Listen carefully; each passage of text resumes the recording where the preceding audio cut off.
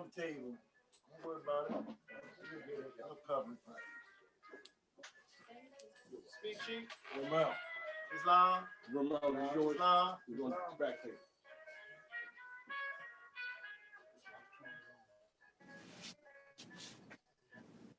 Islam, the Sheikh Bruce Dixon. We'll all rise and face east. Islam, all rise, face east. We have to pray. Islam. Islam. Islam. Islam. Islam. Islam. Allah, the Father of the universe. Allah, the Father of the universe. Father of love. Father of love. Truth. Peace. Peace. Freedom. Freedom. And justice. And justice. Allah is my protector. Allah is my protector. My God. My God. And my salvation. And my salvation. By night. By night. And by day. And by day. Through his holy prophets. Through his holy prophets. Through Ali. Amen. Amen. Islam. We'll have the reading of the Divine Constitution and Bylaws by our good friend, the Sheikh Calvin Greenhill. Also, the additional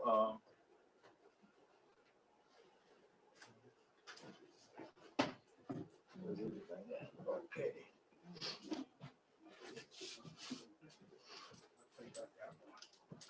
Okay. Also, we'll have the additional laws by read by Sheikh Calvin Greenhill. Yes. Islam. Islam. I now declare this meeting officially open. Islam. Islam. Islam. Oh, thank you, Chief. Stand behind the podium, like, make yourself straight, square to the podium. Don't square the podium to you, please. Thank you.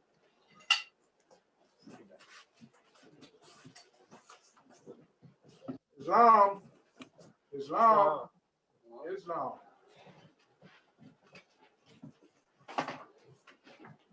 Star and crescent, which represents our salvation, all seeing eye of Allah, hand press of unity for Moors all over the world. Moorish Science Temple of America. Sheik, turn up your pack if you're not told. Not you. Moorish Science Temple of America, the Divine Constitution and Bylaws. Act 1.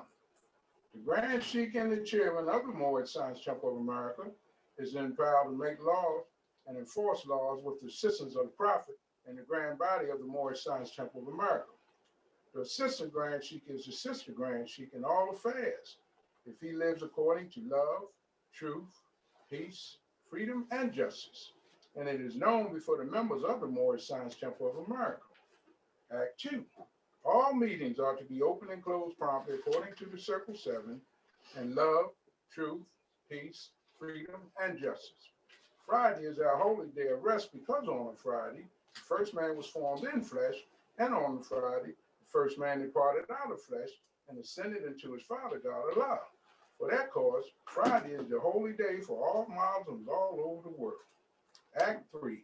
Love, truth, peace, freedom, and justice must be proclaimed and practiced by all members of the Moorish Science Temple of America. No member is to put in danger or accuse falsely his brother or sister on any occasion at all that may harm his brother or sister, because Allah is love. Act 4. All members must observe these holy and divine laws, and all members must obey the laws of the government, because by being a Moorish American, you are a part and parcel of the government and must live the life accordingly. Act 5. This organization of the Moorish Science Temple of America is not to cause any confusion or to overthrow the laws and constitution of the said government, but to obey hereby. Act 6. With us, all members must proclaim their nationality, and we are teaching our people their nationality and their divine creed, that they may know that they are a part and parcel of this said government, and know that they are not Negroes, colored folks, black people, or Ethiopians, because these names were given to slaves by slaveholders in 1779 and lasted until 1865 during the time of slavery. But this is a new era of time now, and all men now must proclaim their free national name to be recognized by the government in which they live and the nations of the earth. This is the reason why Allah, the great God of the universe, ordained Noble Jew Ali the prophet to redeem his people from their sinful ways. The Moorish Americans are the descendants of the ancient Moabites who inhabit the northwestern and southwestern shores of Africa. Act 7. All members must promptly attend their meetings and become a part and parcel of all uplifting acts of the Moorish Science Temple of America. Members must pay their dues and keep in line with all necessities of the Moorish Science Temple of America. Then you are entitled to the name of faithful. Husband, you must support your wife and children. Wife, you must obey your husband and take care of your children and look after the duties of your household. Sons and daughters must obey father and mother and be industrious and become a part of the uplifting of fallen humanity. All Moorish Americans must keep their hearts and minds pure with love and their bodies clean with water. This divine covenant is from your holy prophet, Noble Jew Allah, through the guidance of his father, God Allah. The Moorish Science Temple of America, Home Office of Noble Jew Allah, 3140 Indiana Avenue, Chicago, Illinois, U.S.A. Islam.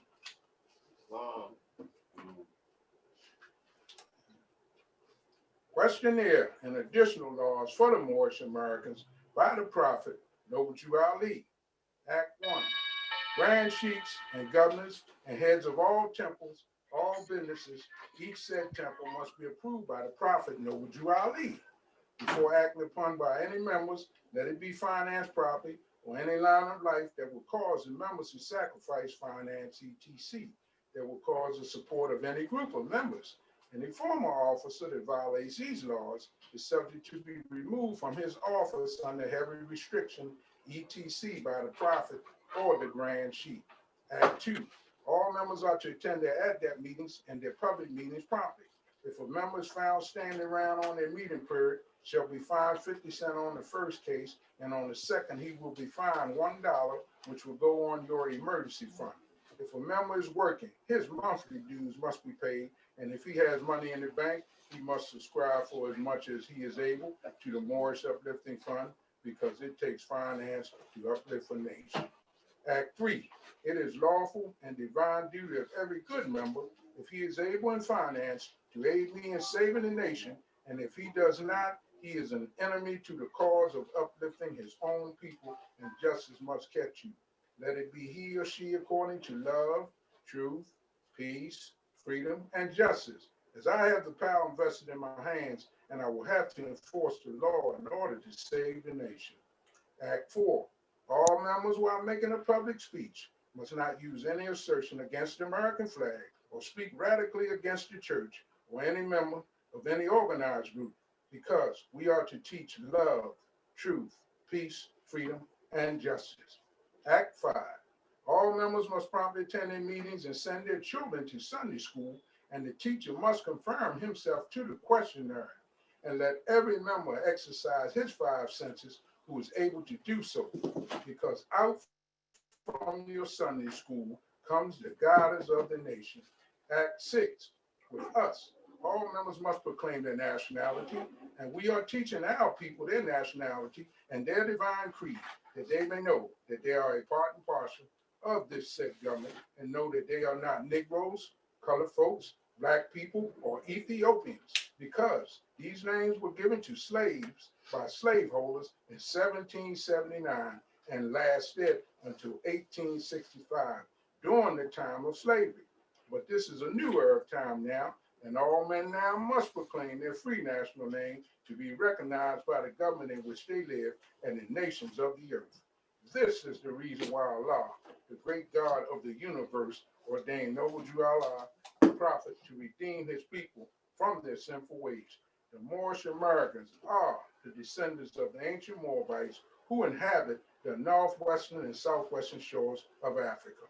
Act 7. All members must promptly attend their meetings and become a part and parcel of all uplifting acts of the Moorish Science Temple. Members must pay their dues and keep in line with all necessities of the Moorish Science Temple. Then you are entitled to the name of faithful. Husband, you must support your wife and children. Wife, you must obey your husband and take care of your children and look after the duties of your household. Sons and daughters must obey father and mother and be industrious and become part of the uplifting of fallen humanity. All Moorish Americans must keep their hearts and minds paired with love and their bodies clean with water. This divine covenant is from your holy prophet, Noble Jew Ali, through the guidance of his father, God, Allah. Islam. And with that, I'd like to turn our Friday night holy meeting over to our national chairman, Sheikh Bruce Dixon Bey. Islam. Islam, I'd like to first thank Sheikh Calvin Greenhill for the reading of the Divine Constitution and bylaws. Line is up, it's on. The green light is on. And additional laws. Islam. Wow. Go ahead. I first rise and give perfect praise to Allah, honor to all his prophets, including Jesus, Muhammad, Buddha, and Confucius, and the last prophet in these days and times, our illustrious prophet, our divine leader, Prophet Noble Jew Ali, first, second, and third form. I give honor to Moors everywhere this evening, and a special honor to those Moors who are here with me this evening, during this moment in time. Islam, Moor, we ready there? Because we want to allow the graduating students. You see him?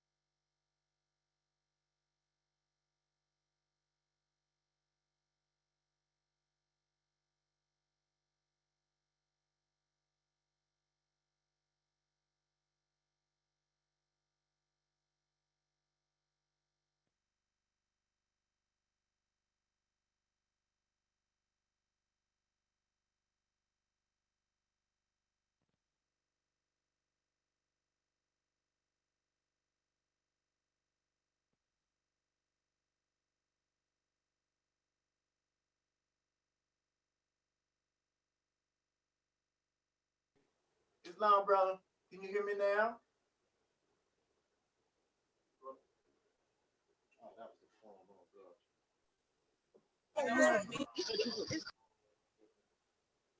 Oh, God. Islam, Sheikh, we hear you loud and clear.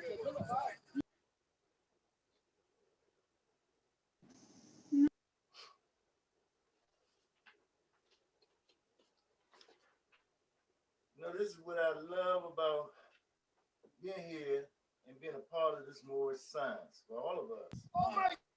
Because sometimes you can work so hard to get this thing together, and this is when you know that you're dealing with life.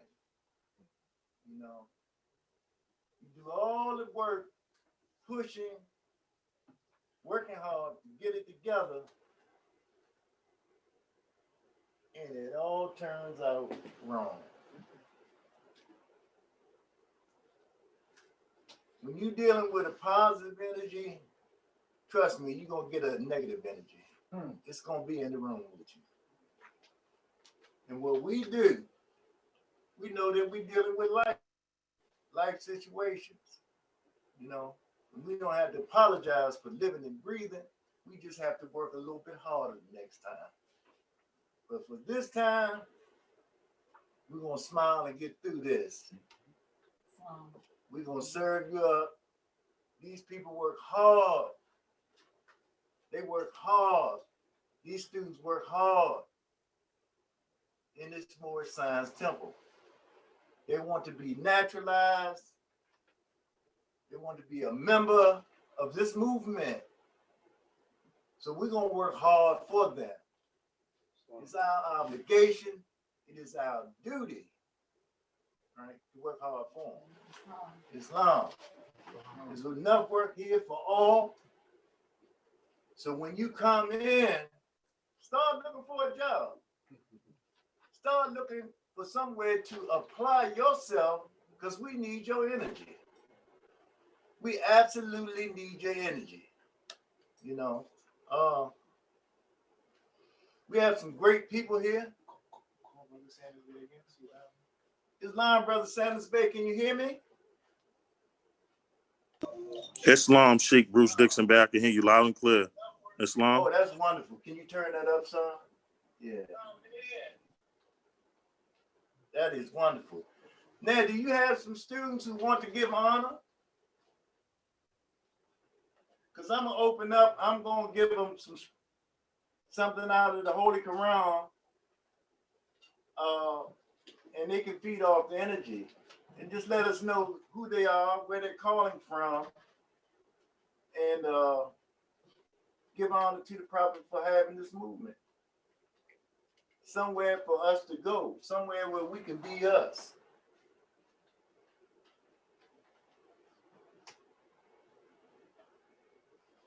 Islam, can you hear me?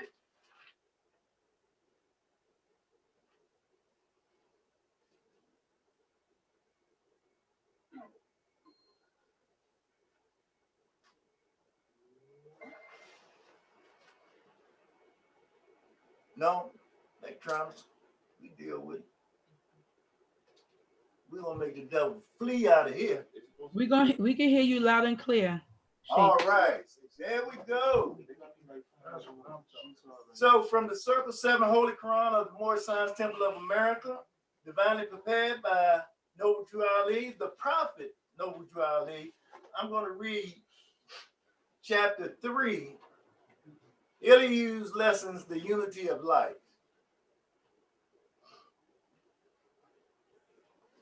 Again, Elihu met his pupils in the sacred grove and said, no man lives unto himself, for every living thing is bound by cords to every other living thing. Every living thing, everything is bound by cords to every other living thing. Islam? Blessed are the pure in heart, for they will love and not demand love in return. They will not do to other men what they would not have other men do unto them. There are two selves, the higher and the lower self. The higher self is human spirit clothed with soul, made in the form of Allah. The lower self, the carnal self, the body of desires, is a reflection of higher self, distorted by murky ethers of the flesh. That is your lower self. You in the murky ethers. Islam? Wow. The lower self is an illusion and will pass away. The higher self is Allah in man and will not pass away. And a lot of times, you know, when before we got here to the Moorish Science Temple, you know, we were calling this spirit, right?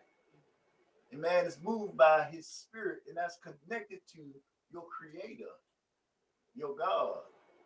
Your spirit is connected to the creator. It's not going to pass away. That's the energy. Islam?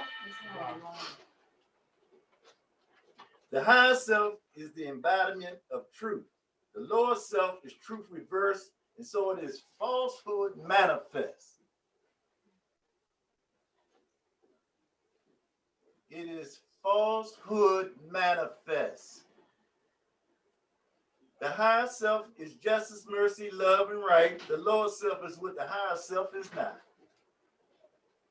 The lower self breeds hatred, slander, lewdness, murders, theft, and everything that harms. The higher self is the mother of virtues and the harmony of life. Islam. Good evening, sister. Glad to see you could make it out this evening. Islam.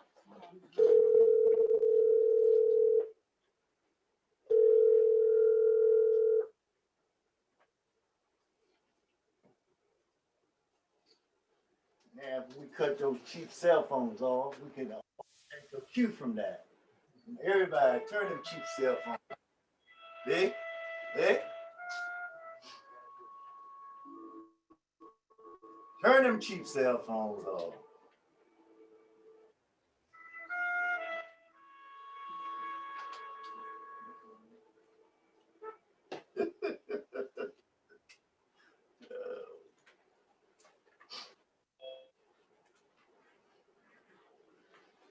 Again, the Lord self breeds hatred, slander, lewdness, murders, theft, and everything that harms. The higher self is the mother of virtue and the harmonies of life. The lower self is rich in promises, but poor in blessedness and peace. It offers pleasure, joy, and satisfying gain, but gives unrest, misery, and death. You know much about that lower self. At least I do. If you haven't experienced it, you ain't honest with you. Islam. It gives man apples that are lovely to the eye and pleasant to the smell. Their cores are full of bitterness and gall.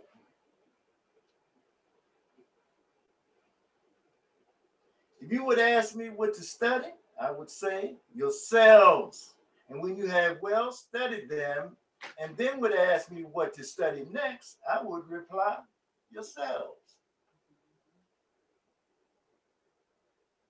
You're going to find out more in this world about love, truth, peace, freedom, and justice in the study of self than you could ever find in any book. You have to study self. You have to know who you are.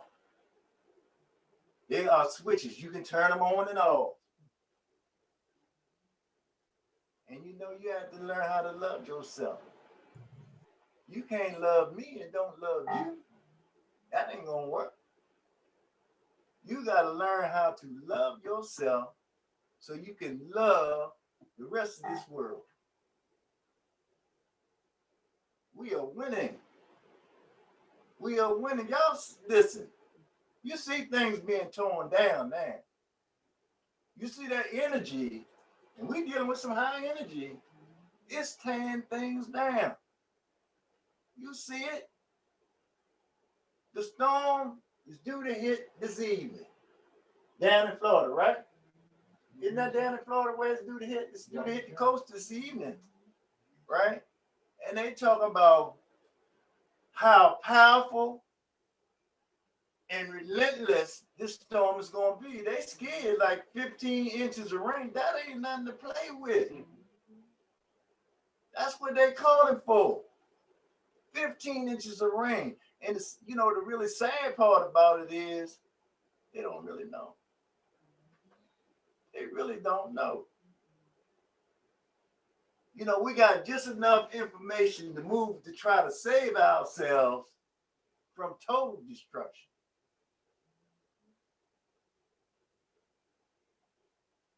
So if you aren't in prayer for those who are there, I suggest you help.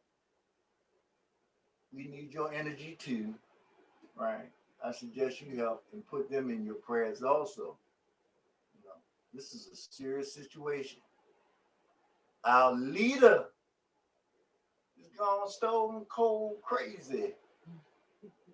This man has lost all his good sense is gone. You know, everything that come out his mouth now is a lie. Just what the person the other day, I don't know him, I don't know her. And this man is stone cold crazy. You know? And we got to do our part in loving these people into shame. We got to shame them. And the way you do that is with love. You shame them with love. We've been beat up enough, you know? So we shame these people with love. We're on a high existence here. We talk about civilization, you better be talking Moorish science. Everything connected with civilization is Moorish science. You understand? So we have a part to play. We have a part to play. And we are waking up in the parts that we play. We're waking up. Prophet said he couldn't wake us all up at one time. We're going to tear up something. You're going to be mad. You're going to be angry. You see all the distortions. They can't fool you forever. Everything you done learned in this society, you learned from him. You learned from the so-called white man. The so-called European.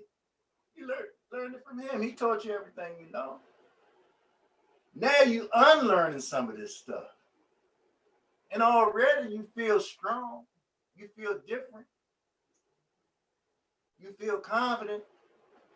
You start to deal with these people in a different way. You correcting them. But you got to do it with love. You absolutely have to listen. When they got David volunteered. You all right there, Nemo? David volunteered to go fight Goliath.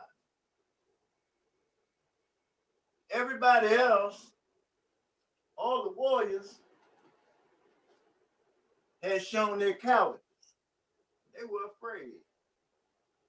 And they told lies. We can't go down there. He's a giant. He's going to kill us. We can't fight him. We can't win. Read it for yourself. Don't let me tell you about it. Read it for yourself. They were scared. And here go this boy. See, this is the one great thing about being in Moorish science. That we learn some things and we try to deal with them. When we were in school, they taught us these stories, right? And we tried to deal with them in the same method that they taught them in, right? But that's not how you deal with it. So we have to learn how to break it down and deal with the stories to get out the knowledge that we're trying to get from you. We're trying to learn. But anyway, here we go. David, they didn't want to use him. He was a boy, and they had big swords and the armament and everything. And he was saying, look, I don't want to use none of that stuff. That ain't for me. That's not what I'm trying to do. They said, well, you can't go out there and fight that giant. You know, he gonna slay you. He gonna kill you as soon as you step out there. That battle's gonna be ended. He asked Saul, who was the king at the time, please allow me the opportunity to do this. All right? My God will protect me. And the weapon he had was a bag that contained 5 smooth stones. Same weapon that we have to this very day. 5 smooth stones. Love, truth, peace, freedom, and justice. That's your weapon. That's your 5 smooth stones. He went out there and he slew Goliath with 5 smooth stones. When you learn how to use your weapon, you're going to slay your many Goliaths. You're going to learn how to do it on your own. You're going to love assistance, but when assistance ain't there, you're going to go do the battle on your own. Because you're going to have to. Grand Sheik talks about that all the time.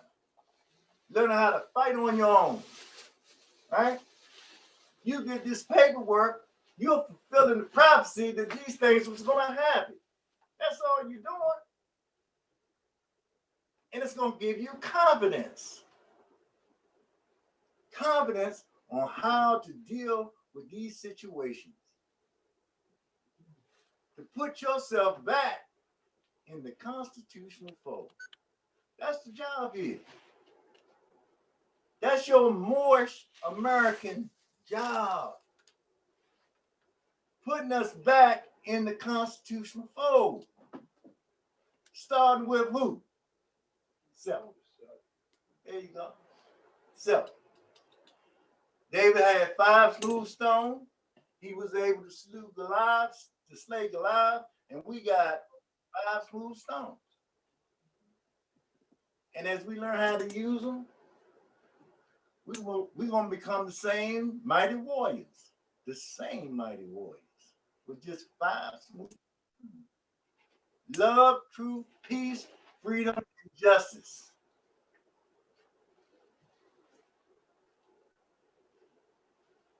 Islam. If you would ask me what to study, I would say yourselves. And when you have well studied them, and then would ask me what to study next, I would reply yourselves. He who knows well his lower self knows the illusions of the world, knows of the things that pass away. And he who knows his higher self knows Allah, knows well the things that cannot pass away. There you know your God. You can get in touch. You don't need no mediator. Nobody to help you get in touch with your God. You can plug right in. Self-reliant. Islam. Thrice blessed is a man who has made purity and love his very own. He has been ransomed from the pearls of the lower self and is himself his higher self. So we're in a constant fight. We're in a constant fight to get to that pinnacle of the higher self. Constant struggle with this. It's a battle. You're going to fall in the dirt many times. Or slip off the slippery log many times. But you get back in and you continue to fight. Till there's no fight left. Islam? Men seek salvation from evil that they deem a living monster of the netherworld. And they have gods that are but demons in disguise, all powerful, yet full of jealousy, hate, and lust. All powerful. Yet full of hate. You know, we have been taught hate to the point that we don't recognize it at first. See, you have to build some consciousness in order to recognize hate. They teach it to you early. They teach you hate early, so you don't recognize it. And you hate yourself. You can't help it. He didn't taught you to hate yourself. Love him. Take care of him. You don't know anything about yourself. You know about his history. And the funny thing is as you learn it and start to apply it,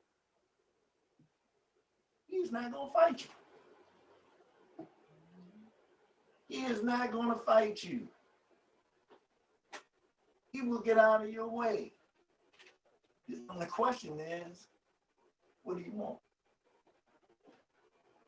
What do you want? So you got to know what you want before you go in there and try to fight. Islam? We so filled with anger sometimes. You know, we so filled with anger. That's a lot of energy. You know, we filled with that anger and we just fighting and fighting and fighting and fighting and fighting. And the man laying down, he said, okay, you won this fight. What do you want? We so filled with anger, we don't know. We don't know what we want. We wanted to diminish that anger, that energy. That's what we want. So you got to know ahead of time. Islam, what you want? Islam.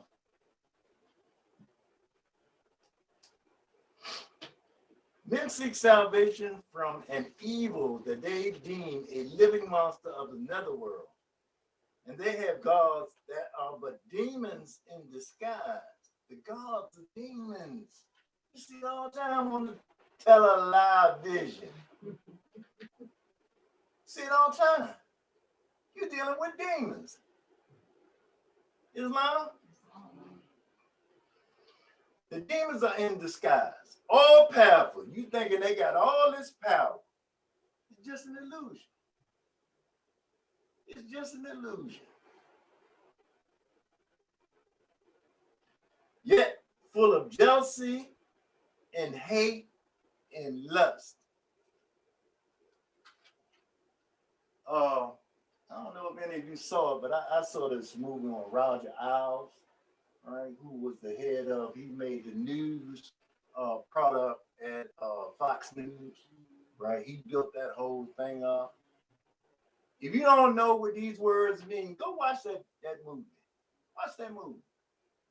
You don't believe that these people are full of jealousy, hate, and lust. Watch that movie. They ain't got no problem telling you who they are. You got a problem with accepting who they are. Your problem is acceptance. You can't accept him telling you, he telling you, I'm the devil. I'm your devil, I'm your God. But you got a problem with accepting him. You don't have to accept who he is for you. What you have to accept is he's telling you who he is. That's all you got to accept. He's telling you who he is. Yeah, you are the devil. Can't stand you. They can't stand you. I don't want to see you do well.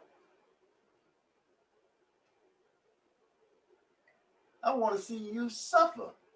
I want to see you miserable. And we accepted that part, that kind of life. We've accepted it over and over again, but we're coming out of that. That's why we're in here. We're learning to love self. We're learning to love self. We're learning, man, this thing is deep, man. This more science. Oh. We learn to be ourselves and not someone else. We learn that we have a prophet and we can walk in his path. We learn that we have a God and our God has a name, Allah. And he's all powerful. And you don't ask somebody to get out your way. You tell them. We here, get out the way.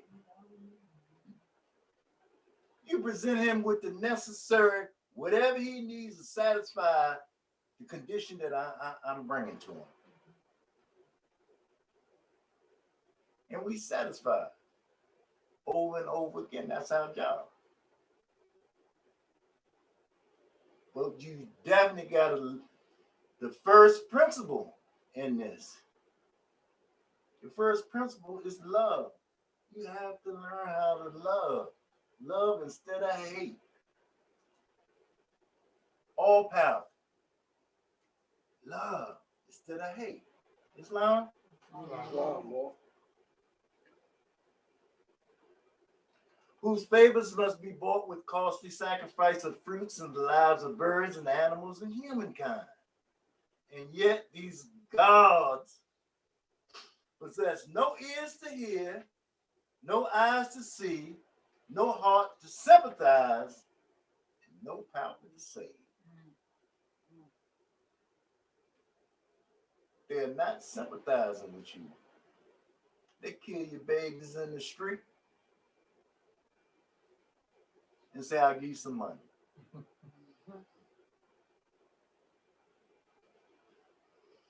Listen.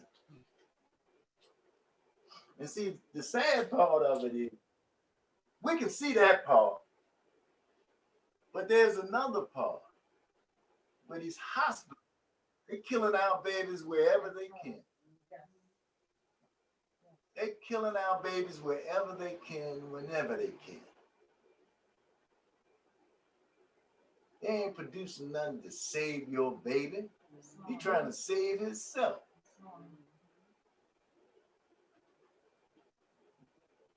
You are obligated to save your babies. You are obligated to save yourself. You're obligated to love yourself so you can love the rest of humans. Humans. We want to love and develop to our potential and share the things that we have. Because if you can't share it, you don't really have it. You don't really have it. You're fooling yourself. Islam? And yet these gods possess no ears to hear, no eyes to see, no heart to sympathize, no power to save. This evil is a myth. These gods are made of air, clothed with shadow of thought. The only devil from which man must be redeemed is self, the lower self. If man would find his devil, he must look within. His name is self. His name is self. If man would find his savior, he must look within. And when the devil's self has been dethroned by the savior, love will be exalted to the throne of power. Islam. The throne of power. Power is an execution. We're going to read about it in this book. Power is an execution. We're going to learn what it is. Past developed. Right? And how do you execute it? The David of light is purity, who slays the strong Goliath of the dark and seats the Savior, love, upon the throne. Islam. And normally at this point, I would ask you if anyone has any questions or comments,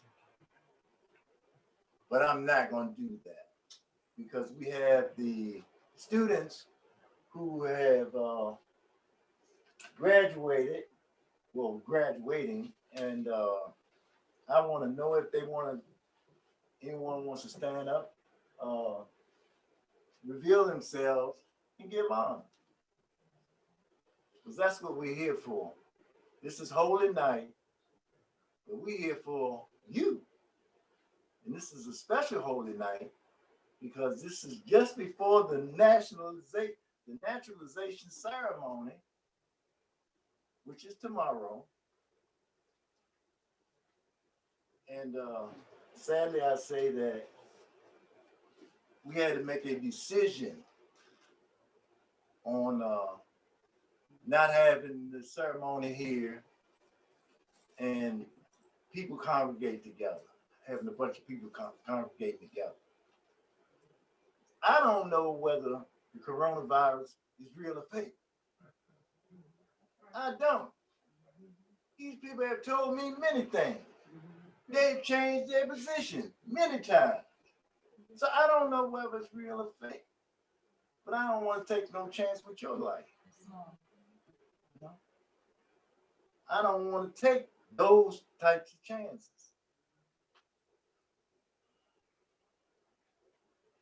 So the board here decided that this year we wouldn't have the ceremony here. And I get these ceremonies to me is like for you, you know. Some of y'all get filled up. Well, me too. Why not? That energy is there. It is good. It's powerful, you know, and I feel good about it. I come away feeling good about it.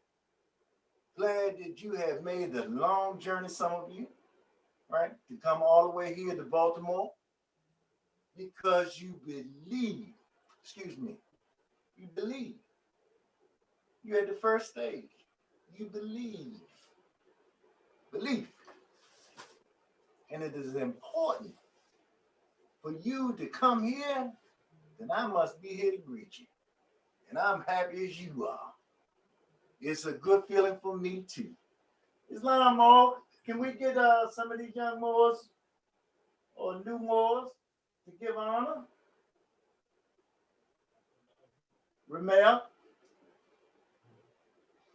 Brother Sanders Bay, can you hear me? Islam, Sheikh Bruce Dixon Bay. I can hear you loud and clear. Islam? Oh, that's wonderful. Do you have any students who want to give honor? Islam, Sheikh. At this moment, I can definitely I can check looking on the board. I do see there's a couple of students on the board. So Okay. at this time, we would like to open the floor. Everybody wants to honor. Islam, Sheikh. This is Brother Cornelius Sanders Bay, calling out of Lake County, Florida Republic. First and foremost, I'd like to rise to my highest heights and give all perfect praise to our Father God Allah, acknowledging our ancestors, known and unknown, recognizing and naming all true and divine prophets, Jesus, Muhammad, Buddha, Confucius, and the last prophet in these days and times, our illustrious Hebrew prophet, noble Jew Ali, in his first, second, and third form. I would like to remain standing and extend those honors to our National Grand Sheikh, Joe Bratton Bay, all national officials at headquarters in Baltimore, Maryland, all sheiks, sheikesses, deputy sheiks, and deputy sheikesses, and all of our friends, visitors, guests, citizens, children, members, students. I greet everyone with Islam. And yes, at this time, we would just like to open the floor. Islam.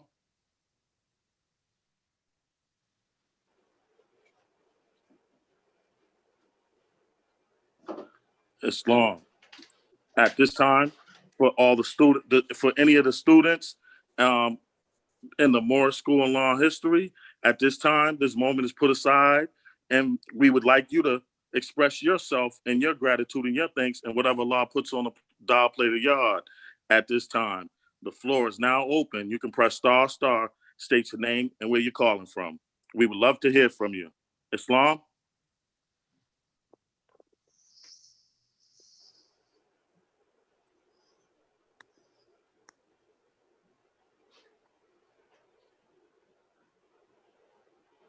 Islam, can I be heard? Is it star? Ask him if it's star on Zoom. Star. It might be, it should be a button on Zoom. On Zoom, you just hit the mic. Mute button, yeah. And it'll ask you, do you want to allow audio device? You have to hit yes. Yeah. Islam? Can I be heard? Islam, brother, you can be heard loud and clear. You have the floor. Islam. My name is Curtis Douglas, rising from the New York territory. I'm actually in Philadelphia right now, taking this call, so the background might seem a little bit noisy, so I apologize in advance. Just want to give rise to my high heights, give all acknowledgement to the creator of the universe, Allah, that makes this experience possible.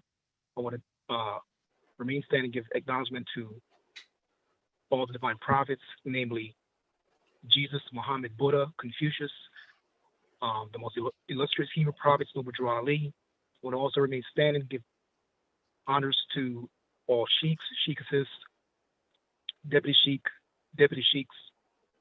all national officials who are under the leadership of the National Grand Chief Joe Bratton Bay. I want to acknowledge everyone on the call, all students, all guests, and everyone that might be listening in. I just want to say that I'm very grateful for the experience that I've had by way of the Moorish School of Law and History and everything that I've learned in the 48 years that I've been on the planet. The information that I've gathered through the school has been the most profound, for the mere fact that this is something that I've been searching for all my life. Always knew that there was something missing. And in just getting the information specifically from the prophet, just knowing that we're not Black, Negro, colored people, it explains a lot as to the treatment that I've experienced under the quote unquote racism, not knowing quite what it was. And the information that is given by way of the Moorish School of Law and History is very profound. There's a lot of other information out there different Moors are teaching, but what I've seen here is completely in alignment, in the sense that we see clearly, I've seen clearly what have transpired from the perspective of when Abraham Lincoln was killed, how Noble Drew Ali was able to come 50 years later from 1963, his Emancipation Proclamation, hollering in 1913, specifically concerning the fallen people in North America, come all the Asiatics, you're not Negro, Black, colored people, and just very grateful for the National Grand Chief for the mere fact that even when I had questions and concerns, he was able to pick up the phone and speak specifically to me as to some of the situation that I had personally for as my own personal questions. It's very rare that you have somebody who is actually at the helm where the planet, as far as I'm concerned, is concerned, actually take up the phone and actually speak to you in person. The humility of just the various different individuals that I've met.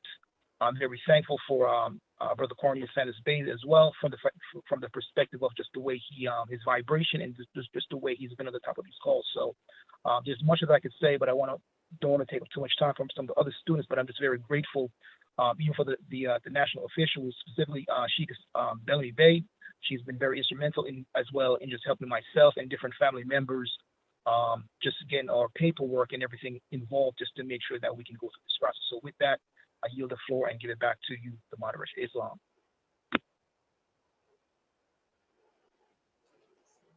Very good, Islam. Loved it.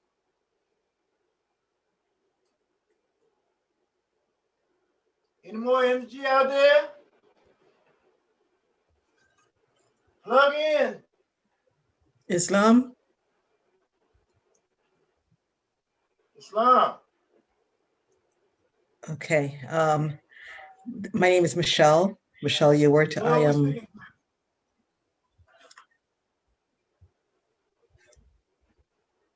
Michelle from New York. And I just finished. Okay, I would like to rise to my higher heights. I give all praise to Allah and gratitude to all the prophets, and thanks to the sheikhs, sheikhesses, brothers and sisters of this temple, who have led the way in just their time, their energy, and their devotion. And greetings to everyone tonight. Happy Holy Night. And I just wanted to say thank you for putting this information out there. It's definitely new to me, and it's amazing to think of just the depth and the breadth of just the misinformation and the blindness that we've been under, and just knowing that there is something, there's another side, that there's a light dawning, and there's actually a grass that's greener, as far as knowing who I am as a person, as a more just knowing my history on the other side, rather than this continually I guess, unending trial of what it means to be Black, Negro, and colored, which was all we grew up with. And I didn't see any of that dreariness ending. The conflicts just never seem to end, and now we know why. It's good to know this knowledge. And I just started the course, so I just finished the naturalization identification course. Looking forward to the rest of it, and just really amazed at just how much has been hidden from us, and just how much I have yet to learn, and just knowing that there is another path for me to walk. And I thank you all for putting this out there, for devoting the energy and the time continuously, just making sure that we're always pulling our brothers and sisters out of what was imposed upon them into this new light and this new dawn. And I am very grateful for that. Thank you to Brother Saunders Bay, Brother Horton Bay, sorry, Sheik, I'm still getting the titles correct. The Sheikas, Bellamy Bay, Sister Carla Green L. Those are the ones I know right now from just my first term in the class, and I'm sure there will be more. To all my fellow classmates, thank you for just all the input you've given during the class nights, and look forward to more as the courses continue. Thank you all for just what you do. Islam. Islam, well said, sister, well said.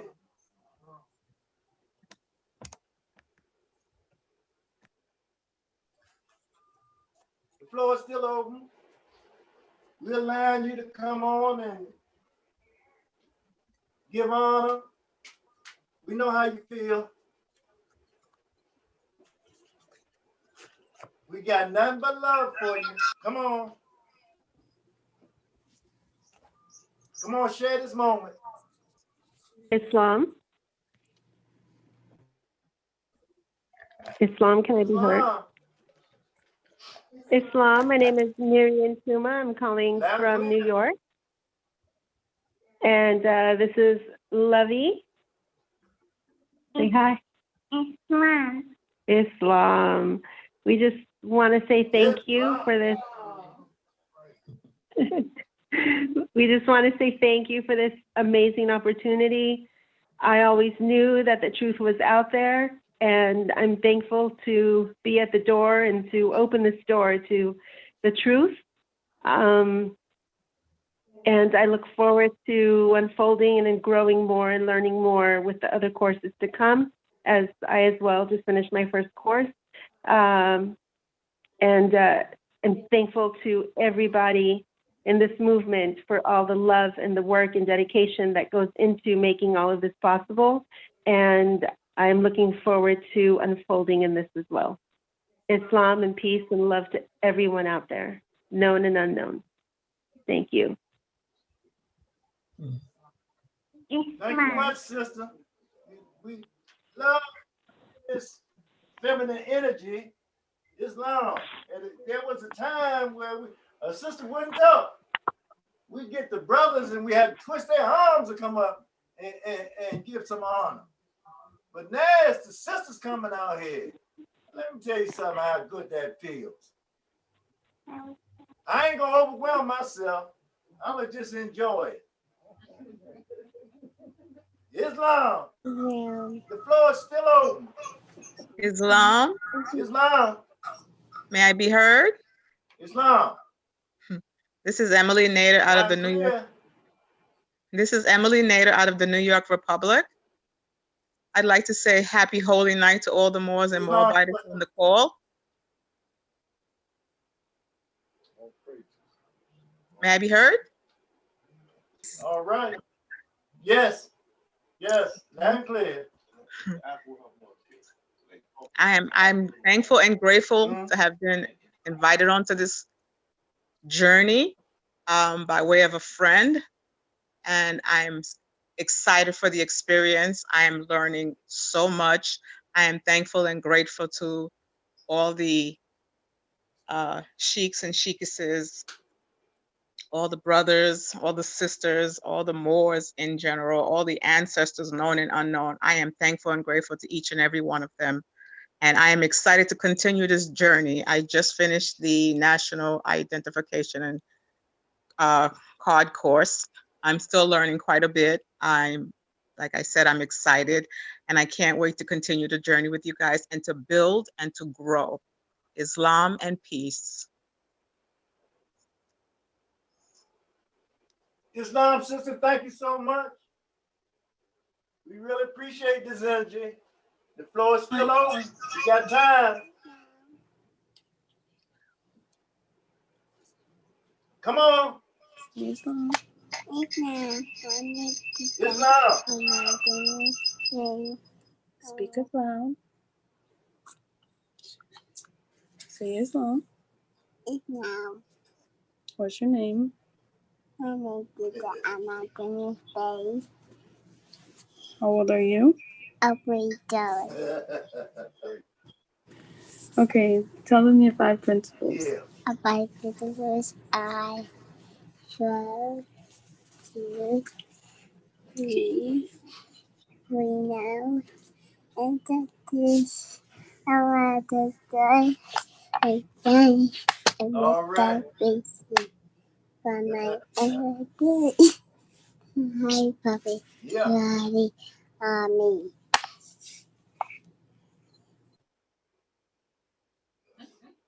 Good job, sister. Good job.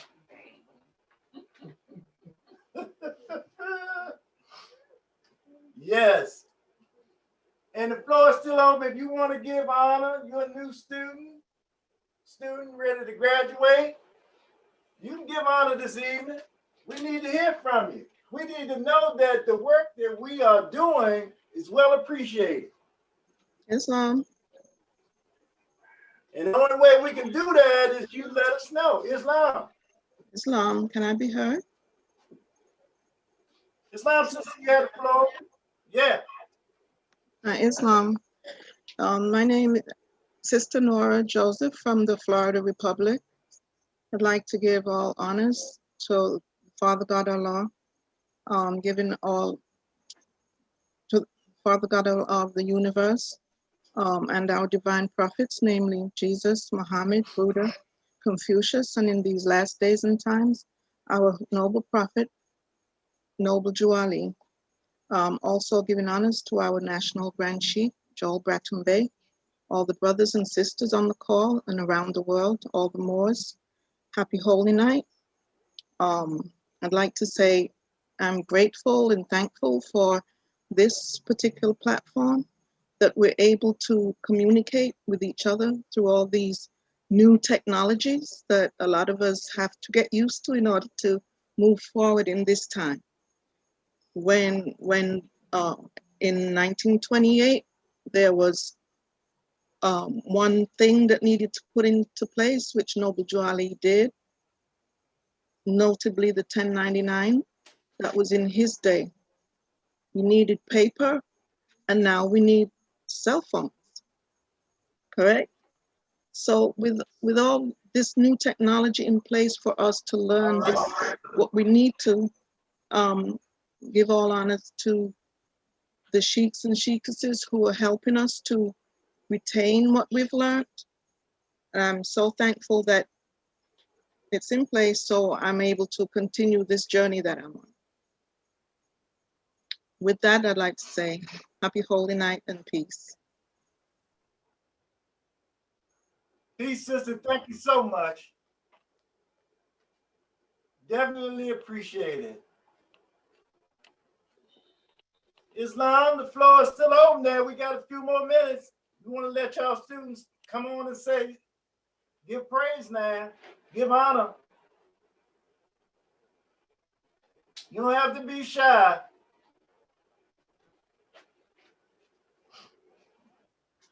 You got your brothers and sisters here.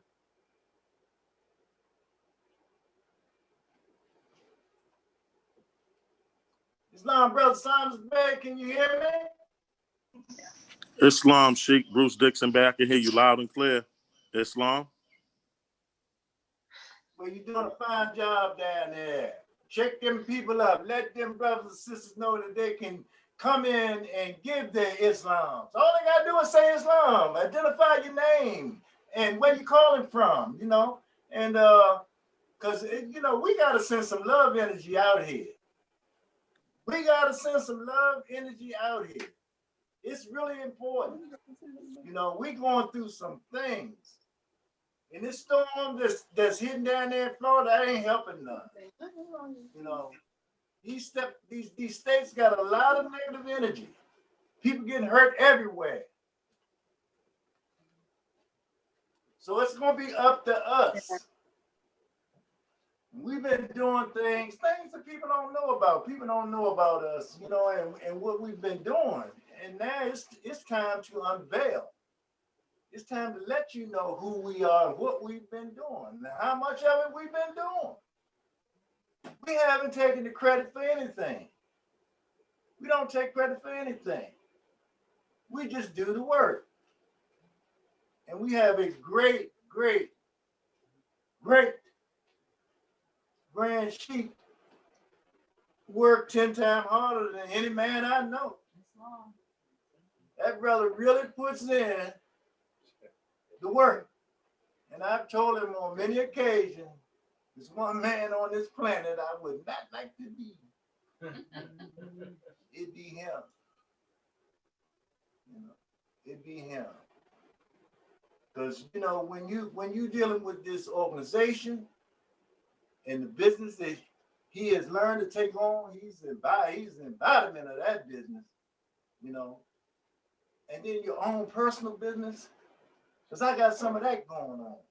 It got me distraught most of the time.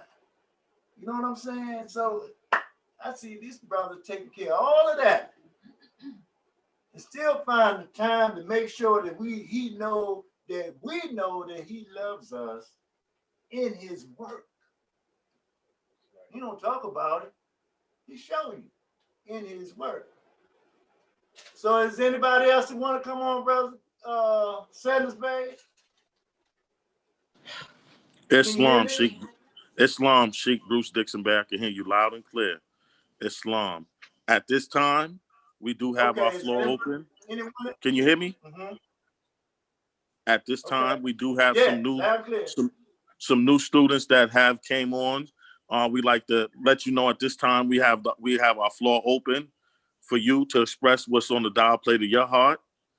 And if it ain't nothing but just saying Islam, we would definitely love to hear from you. Your vibrations is definitely needed so we can get this circle of love going. Islam, you can unmute your line, state your name and where you're calling from. Well said, brother. Thank you.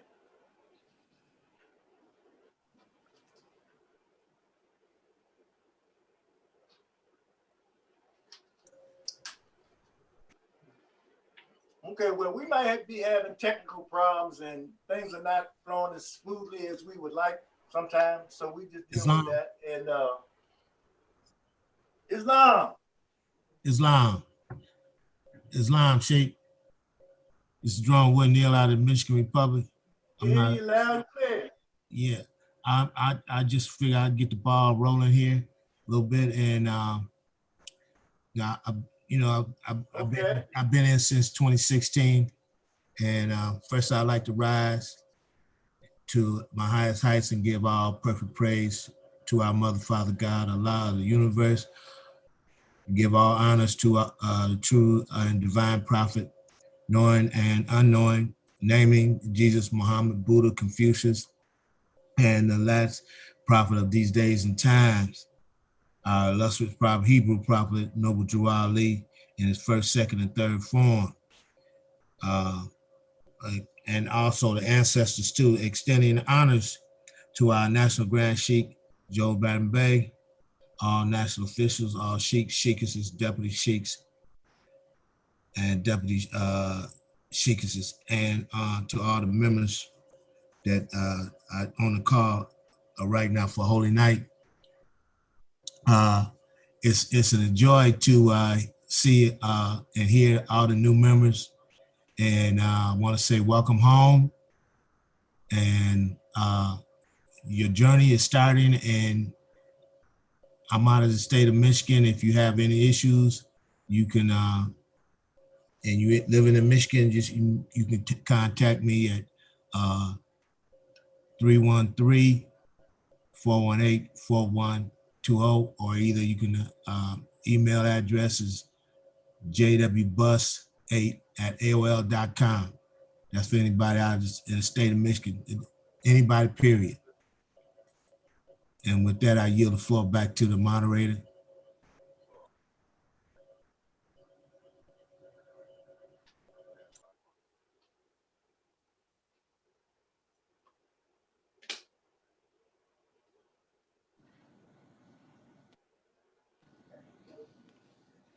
Islam Sheikh Bruce Dixon Bay. Can you hear me? Yes, sir. Islamo. Loud and clear. Islam.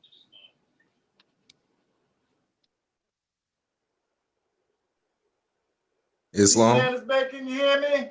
Islam. I can hear you. I can hear you loud and clear. I was just saying Islam to let you know the brother had finished his demonstration. Islam. Okay. Well, if there's no one else who wants to give honor. Islam. Somebody was trying to give honor. Okay. Islam. Can I be heard? Brother. Islam Moorish. My name is Kamali Saeed, calling from New York. And I was a part of the naturalization class as well. And I would like to say happy holy night, and that I'm so grateful that I was able to find exactly what I was looking for. And that's myself. Islam. And peace. Islam, brother, thank you so much. Islam. Yeah, Daddy. Islam. Sister Solomon there? Islam. It is Sister Solomon Eel. How you doing, sister? All is truly well. All is truly well. I like to rise. First and foremost, I like to rise to my highest heights, giving all perfect praise and the highest honor to Allah, the Mother, Father, God of the universe, naming and recognizing all true and divine prophets, known and unknown, naming Jesus, Muhammad, Buddha, Confucius, and to our illustrious Hebrew prophet, Prophet Noble Drew Ali, in his first, second, and third form, remaining standing, giving high honors to our National Grand Sheikh Joe Bratton Bey, to all of our noble grand body. You're doing a wonderful job this evening. Praise Allah for this Zoom platform. To all of our sheikesses, our sheiks, our deputy sheikesses, to our deputy sheiks, to all of our citizens, members, students, graduating students, congratulations to you. And any guests that may be on the call this evening, to all children that might be on the call. I naturalized in 2016, and I had been coming to the Moorish Science Temple, I guess since about maybe 2 years prior to that, 2014. My sister naturalized and because Moors are born and not made, but she naturalized in the Moorish Science Temple back in the late 90s, and she stepped behind the veil. And I did notice certain changes. She was walking differently. She was behaving differently.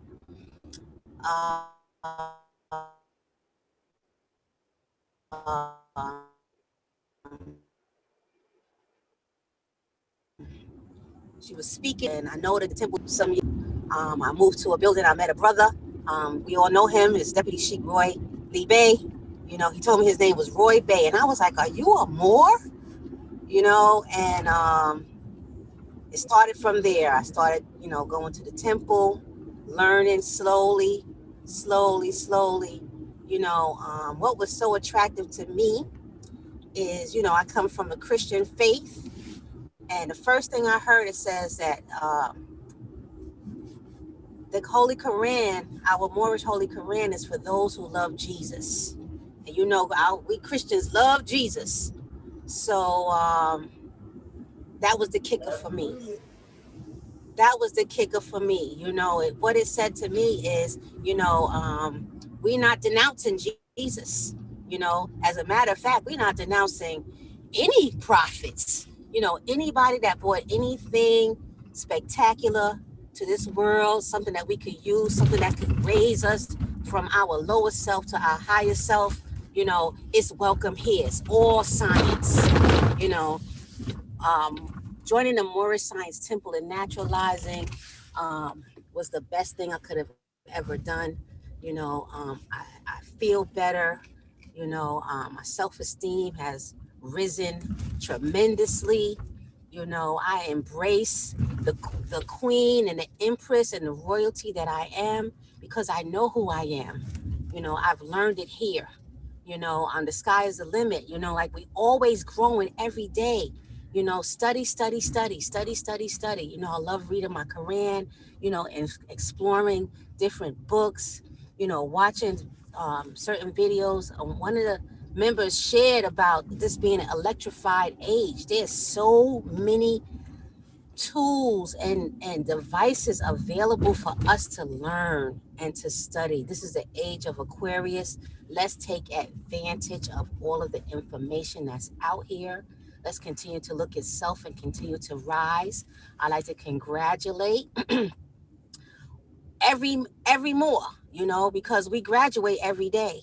You know, we graduate every single day that we stay alive and we stay in this movement, but especially to those who have made the decision, you know, to come into this movement, to naturalize, to correct their documents and live a Moorish life.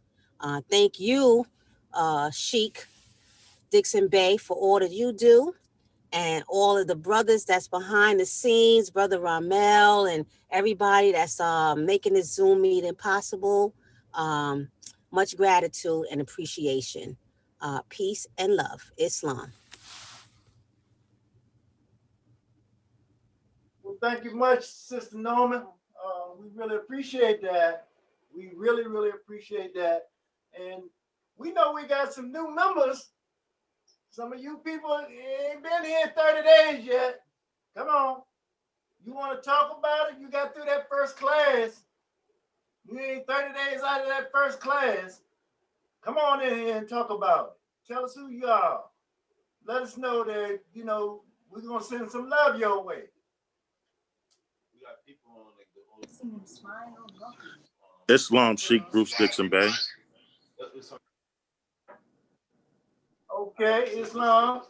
Islam Sheikh Bruce Dixon Bay. Can you hear me? Okay. Yeah, loud and clear.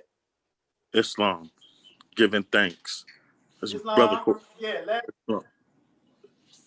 as brother Cornelius Sanders Bay, we rise into my highest of heights, giving all perfect praises to our Father God Allah. Just want to say, I definitely enjoyed the class, our last class with the graduating class, those who have accomplished their last class, their second class, or their first class. I definitely appreciated learning with you, and just want to express my gratitude and thankfulness for you, because I was once where you was at. So with that being said, everything that you going through and you experiencing, we've all experienced it. And I just like to express my gratitude and thankfulness to you also. And at this time, just if you want to speak about anything that you have learned, what has it made you feel since learning it? Just from the smallest thing. It don't have to be nothing big. It could be a one-word thing. But we just want to hear something from you, because we all been touched by this here truth. And that right there keeps the circle of love going. So don't hold it in, bring it out. And let's make that circle. And with that, I'd like to yield the floor back to you, Sheikh Bruce Dixon Bey. Appreciate the time. Islam? Islam, oh, it couldn't have been better said. Could not have been better said. I'm sure we all feel the same way. I'm wondering why they haven't jumped on the microphone. I can feel that vibration. I know y'all trying to get in and say some things about this school of law and history, this most magnificent school of law and history. I was here when the school was being established. And, you know, we went through a lot of trials and tribulations, and to have this thing up and running in the way that it is, in the format that these brothers and sisters have applied themselves to, is truly, truly magnificent. I don't have a better word for that, because it's been a lot of hard work. And still this thing is being cranked up, notched up. We going to higher and higher degrees. So you brothers and sisters coming in now, right? Y'all learning at a much faster pace. It's like you hitting the ground running. You come in running. We came in crawling. Y'all coming in running. And it is, for me, you know, to be here from its inception and to this point, I have a lot of gratitude. I mean, it was a lot of hard work that has gone into this to keep this thing moving, to make sure the absorption rate,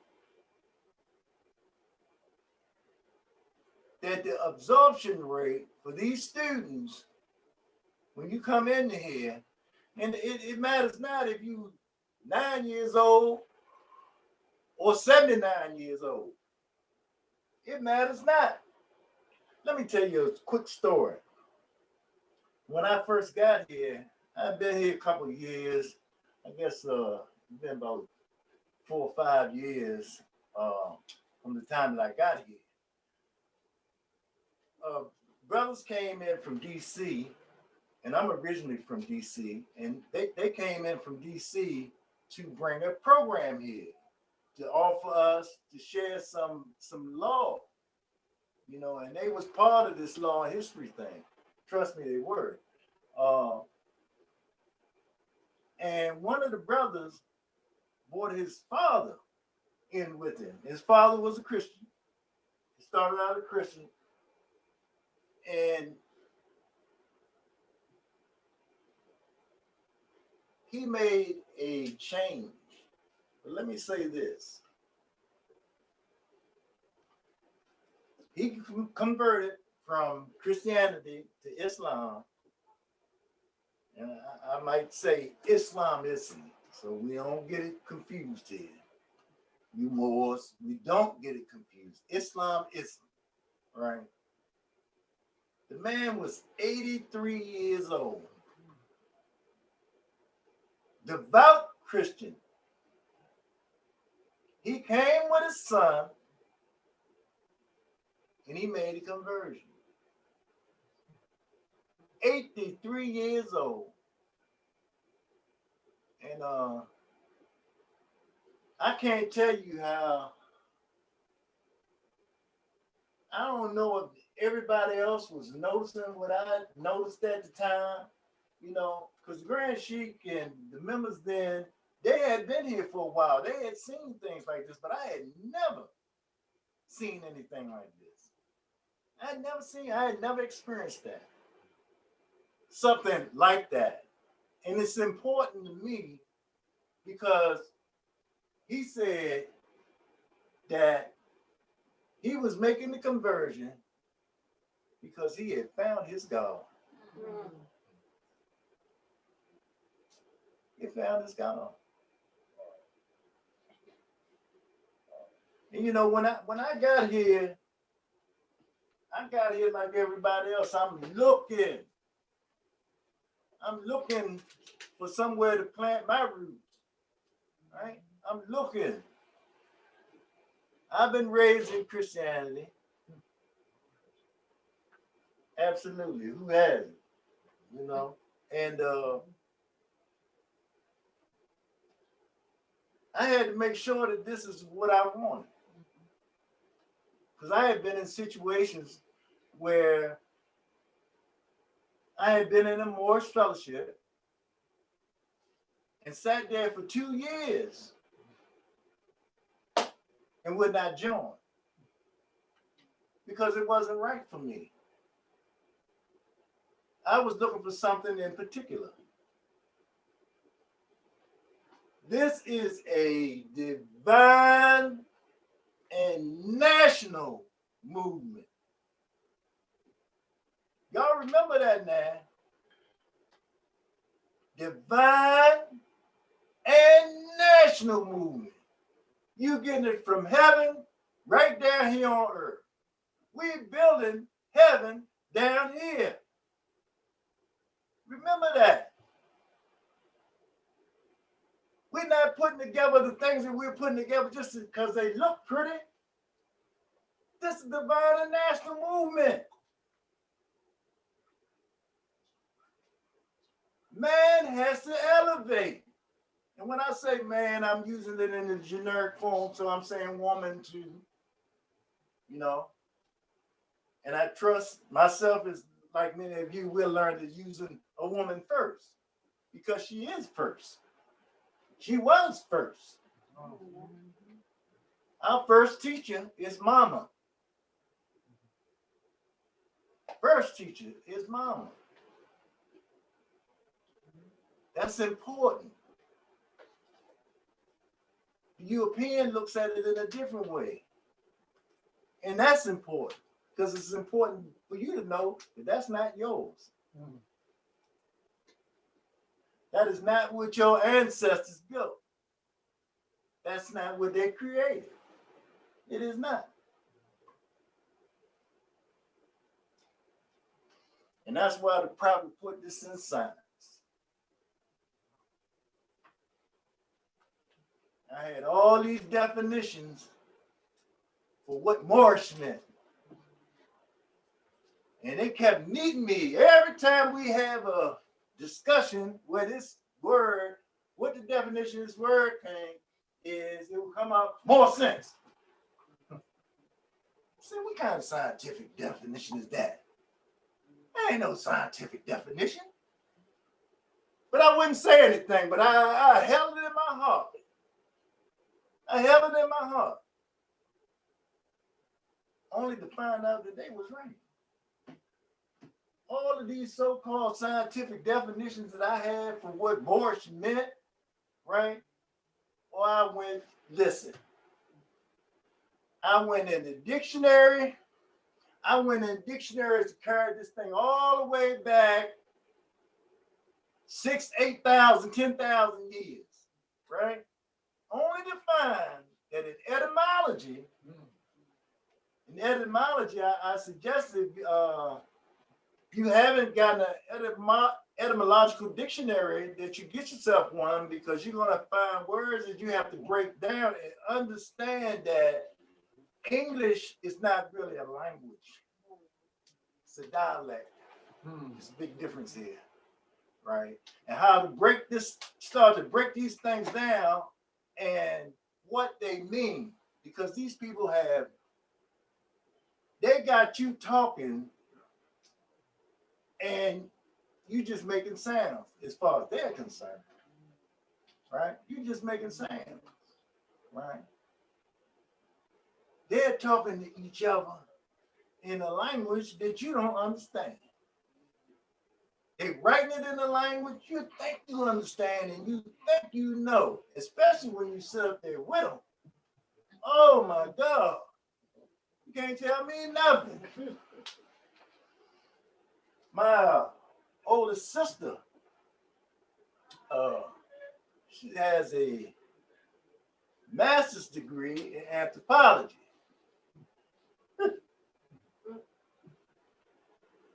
I can't tell this sister nothing. You understand? Because the great father done told her everything.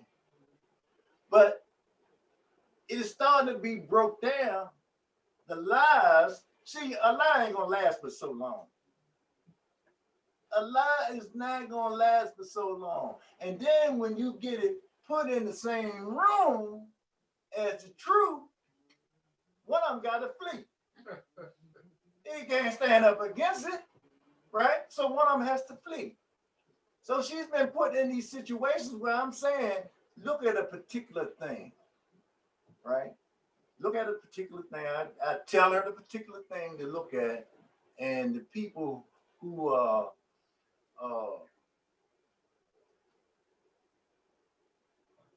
behind it and what they do. And this unveils the veil that's been put over the lie a lot of times, where she can see it and she don't like it. I don't blame it. It's uncomfortable. You know, it's gonna be uneasy. You know, getting something that you put everything that your whole worth into something that you thought was the truth. That's a lie. That's hard to deal with, and that's what's happened to all of us. We've been propelled by lies. Lies. So we have to come out of this, and it's a process. It is a process. So again, I'm gonna say that this word "more," the etymological dictionary, the last one that I looked at, it's taking the word back and it's breaking it down in different stages of where this word came from and where it was going, right? And in the last breakdown, this word "more," they were saying they don't know where it came from. You understand what I'm saying? They tell you in other stages came from Greek and Roman, Greek and this connected to that, and it's showing you how the word was built and constructed. Well, this last one broke it down and said they don't know where it came from. You know why? Because they didn't make it. Islam, they didn't make it. You know, this came from your ancestors. You know? So when the brother told me that it made more sense, I started using it in that way. More sense. You want a definition for it? More sense. That's what it means, more sense. And you have to start to apply in that way. Watch, it's going to make a change in your life. Because I fought 5 years, I know. For 5 years. Saying that ain't, I'm looking for some scholarly definition and, I want to show these people where this word came from and, I want to be right. And you are too. You're going to want to be right. So don't worry about it. Don't worry about it. Love them through it. Islam. Islam, brother, is there anybody else before I bring the Grand Sheik on here? Because I don't think anybody wants to speak. Brother Sanders Bay. Islam Sheikh Bruce Dixon Bay. Can you hear me? Yeah, Islam, Islam. I can double check with you right before you bring National Grand Sheik on. Okay. Again, to our students, and definitely at this time we preserve and leave the floor open for you to give any thoughtful words or anything you learned or anything you want to say at this time. We don't want to overlook you before we bring our National Grand Sheik on the floor. So at this time, feel free to press to unmute your line, state your name and where you're calling from. We would love to hear from you. Islam? Islam. Islam, sister, you have the floor. Islam, this is Nadesh Joseph from Quebec Republic. I would like to wish everybody a happy Holy Night. To me, it was all about connecting the dots. And with all this information that is going around, it's easy to get confused. And I was pretty much confused, though I wanted to know and understand everything. I couldn't understand much. So I'm grateful and thankful to the Moorish science, my brothers and sisters.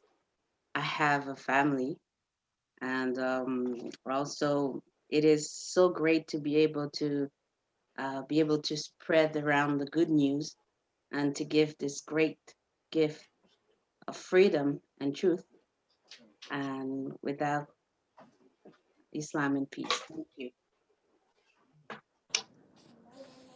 Islam, sister, and thank you for your energies and your demonstration. Appreciate you much, and we definitely love you and all the students. At this time, I will turn the floor back over to you, Sheikh Bruce Dixon Bay. Islam. Islam more. Thank you so much.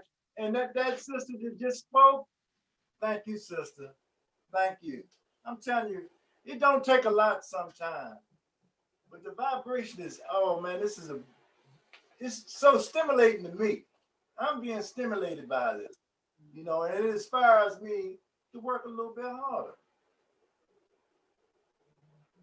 You deserve it. Don't you think you deserve it? Yes. So if you deserve it, then it's up to me to work a little bit harder to make sure that you get what you deserve. Islam. Wow. And we all thinking like that. We building a nation like that. That's right. Islam. And at the head of the nation, I know that this brother thinks like that. He works very, very hard. He's scary sometimes, you know. You can call him at 4 o'clock in the morning. Don't do that.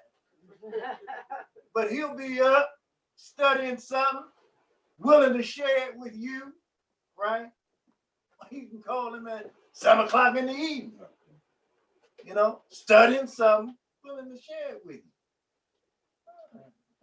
Don't call me like that, you know, but don't call him 4 o'clock in the morning, because I'll never hear the end of this. Thank you so much.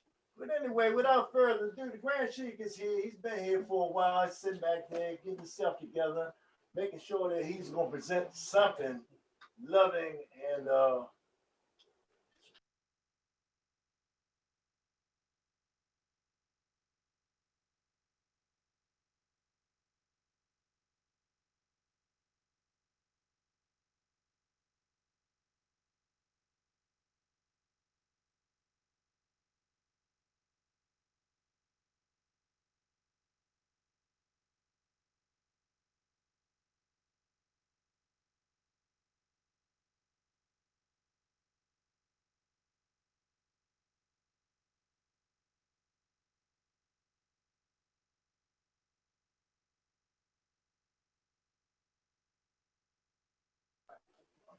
That's what it's all about. Sharing that.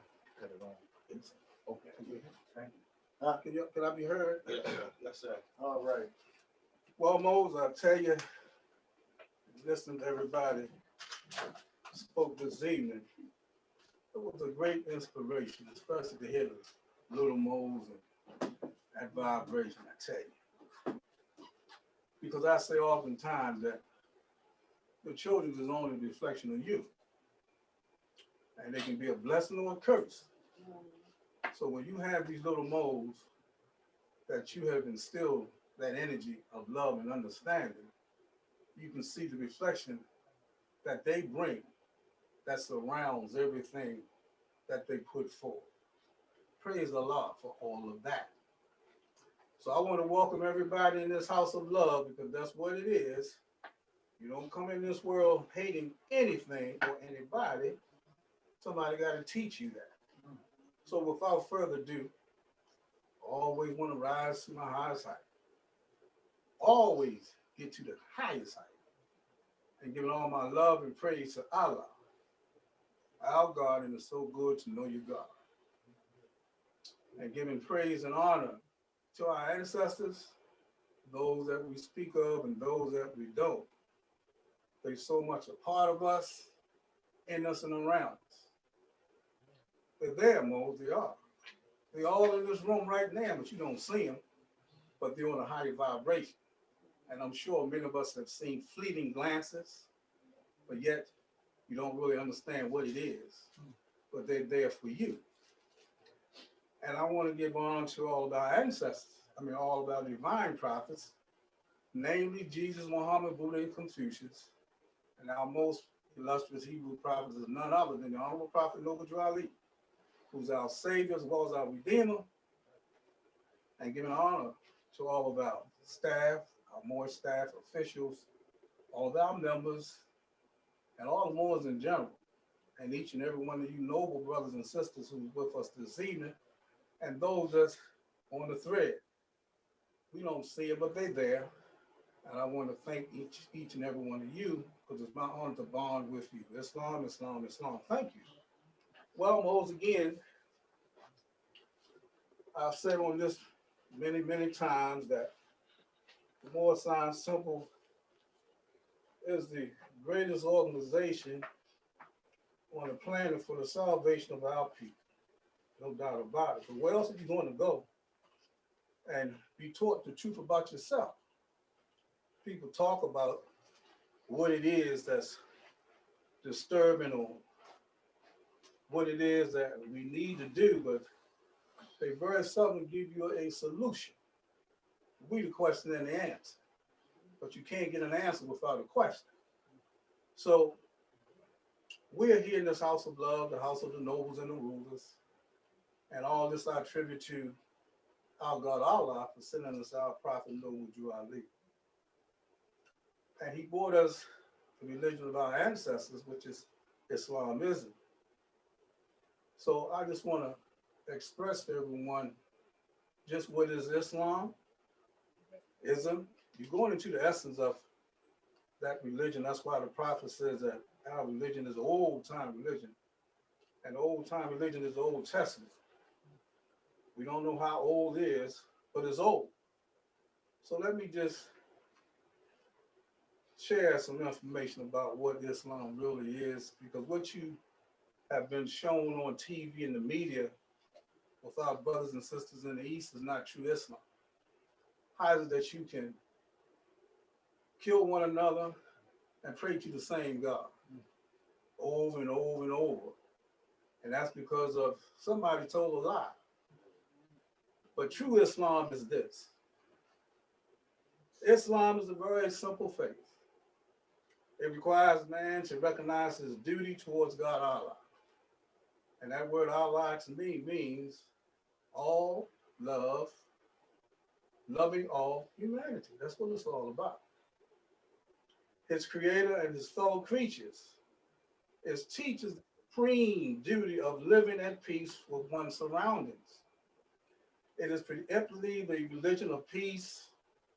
The very name Islam means peace. Well, we know that means I, self, Lord, and master, and that's what it is when you really delve into it. But the goal of the man's life, according to Islam, is peace with everything. Peace with Allah and peace with man. The Quran, the holy book of Islam, tells us that the final abode of man is the house of peace, where no vain word or sinful discourse will be heard. The holy divine prophets, Noble Drew Ali says that a follower of Islam, in the true sense of the word, is one whose hands, tongue, and thoughts do not hurt others. The object of man's life, according to Islam, is its complete unfoldment. Islam teaches that man is born with unlimited capacities for progress, and Islam does not support the idea that man was born in sin. It teaches that everyone has within him the seed of perfect development, and it rests solely with himself to make or mar his fortune. The cardinal doctrine of Islam is the unity of the Father. Allah, we believe, is one God. Allah, who is all God, all mercy, and all power. He is perfect and holy, all wisdom, all knowledge, and all truth. And these are some of his greater attributes so far as we can understand. He is free from all defects, holy and transcendent. He is personal to us, and so far as we see his attributes, working for us and in us. But he is nevertheless impersonal. Because he is infinite, perfect, and holy, we do not believe that death, decay, or sleep overtake him. Neither do we believe that he is a helplessly inactive and inner force. Nothing happens without his knowledge and will. He neither begets nor is he begotten, because these are the traits of frail and weak humanity. This unity of Allah is first and foremost the pillar of Islam, and every other belief hangs upon it. And this is from our noble prophet, noble U.S.A. So you can see the importance of what true Islam is and how it applies to each and every one of us. Well, you know, Mose, now, I want to acknowledge our brothers and sisters who've taken the journey to come into the Moorish School of Law and History, because for us being the founders of civilization, that means that we represent the history and the law because we was first. Out of one, there's many, and out of many, there's one, and we the one where all the many came from. But yet we don't know because they never teach us that. We teach that law governs all events, the seen as well as the unseen, but this is an unseen law that we don't know about because it's not into their advantage to wake us up to the truth. And I've stated on many occasions that truth does three things. Most of us say, well, it set you free. Okay, it does. But after it set you free, then what comes later? What's next? See, you got to understand everything comes in threes. Set you free, make you free, and keep you free. And once you become free with the truth, then you know exactly what needs to be done. So let's check this out. We teach three courses in the Moorish School of Law and History. One course is called the Warning of the Honorable Prophet Noble U.S.A, because back in those days of the 1920s, he gave a warning to all the people. And that warning was very profound. And one of the main things that he made reference to was that all the citizens of all three national governments, according to their national constitutions, are all but one family. And when we take time to digest that verbiage, we got to understand who's our family. We have a family reunion every year, right? The Williams, the Harris, or whatever. But you need to find out or ask yourself, is that truly your family? So that reunion and what you're demonstrating is not truly you, it's him. And the reason why, because you don't know you. That's why one of the main pillars of what Noble U.S.A teaches is that know thyself and your Father God Allah. So when you know yourself, then you know your God. So when you look around yourself, whether you look left or right, when you look at your brother or sister, what do you see? You only see a part of you. But look at us. We don't know what we're looking at because they have indoctrinated us with this ideology that we are nothing. And so when you grow up from one generation to the next, not knowing that truth, you're going to bring that energy from the cradle to the grave. So each generation that our children growing into adults may encounter, what do they know? The man that controls your habits controls you, and everything is being controlled through a system of what we think is education, but it's a system of training. That's all it is. I tell people, well, I'm not an educated person, but I'm a learned one. Because see, I have to understand what's happened with us, why this man has did us so wrong with all these injustices. And see, we're dying by the law and he's living by it because we don't know the law. We're free people and surely don't know the laws that free us. And that's why this school is so important. Because like I said, let me get back to the prophets and what he was talking about. And if y'all really internalize what I'm reading and the force of energy that he brought to the planet, that's why he was divinely prepared and sent to us. Because no ordinary man could bring a solution to our problems. That's why he had to be divinely prepared and sent. So when he said the citizens of all free national governments, according to their national constitution of all one family, bearing one free national name, we don't know our national name. We think it's black, African American, etc. Can you really think that's a national name? If I'm a Chinaman, I come from the country that's called China, Germany, Italy, Italian. Even dogs have a nationality, Irish Setter, German Shepherd, etc. But here we all don't know anything about self. So dealing with that national name, you can see the importance of what it is that we must know. So when the prophet brought us our nationality and birthright, what he did broke the Roman seal because we was never to know our true name, our titles or anything, because he was in control, especially with the educational system. And even to this day, we are so in numbers in all these cities and communities, but yet we don't have a voice to identify our issues and concerns. And we vote, they say, oh, go out and vote, vote, vote, vote. And the ones that we put there, they still being controlled. Because if you really sit back and analyze what's going on, can you say that, or can you determine, have anything really changed? In all of these years, we just going from one syndrome to another, marching and singing, we shall overcome one day. But we don't know we have already overcome.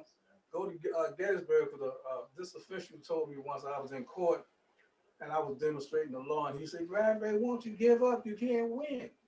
I just smiled at him. I said, brother, this is your opinion there. I said, you need to go to Gettysburg. And that'll change your mind, because at Gettysburg, we changed the tide of the war. It was us who won that Civil War. 7,000 of us died in a half hour. Oh, but they ain't gonna teach none of that. No. And that's a travesty, and it's such a bad thing, because see, our children are masterminds, because we are the masters of all of them in the science of life.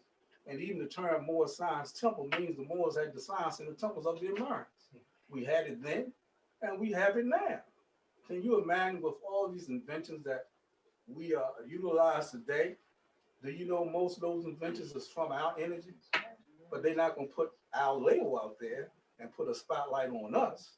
It's always them. Then we go to school, and we're so happy to get this degree, and we come out, oh, I went through this school, got this degree in this particular field. There's nothing wrong with going to school and being trained to do a particular skill. But these people are not going to teach you anything about you for you to understand what to do with the skill once you return from these schools, because you're still working for him. So he's going to take your mind and pluck your mind with all that you know, put you in an arena, and he's going to take your idea, give you a nice salary, and put you in a good position, but who are you still working for? The great white father. So you can see what's going on with society, and that's why knowing yourself and these laws are very, very important, and it's a foundation for all of us. So our prophet says, those who fail to recognize the free national name of their constitutional governments are classed as undesirable. So when we're not recognizing our national name, we class as undesirable. So nobody want to deal with a black person, Negro, etc. Actually, our prophet talks about, he teaches us that blackness, just dealing with the science, it means death. But we got to understand what kind of death it is. It's political science.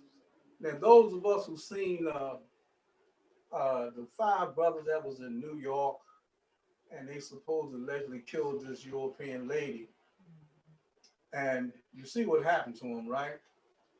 Now, if those of you who've seen that picture, you could see that they didn't have no evidence to really support that these brothers did that, but yet they had to make some type of a position in law to justify them making a decision.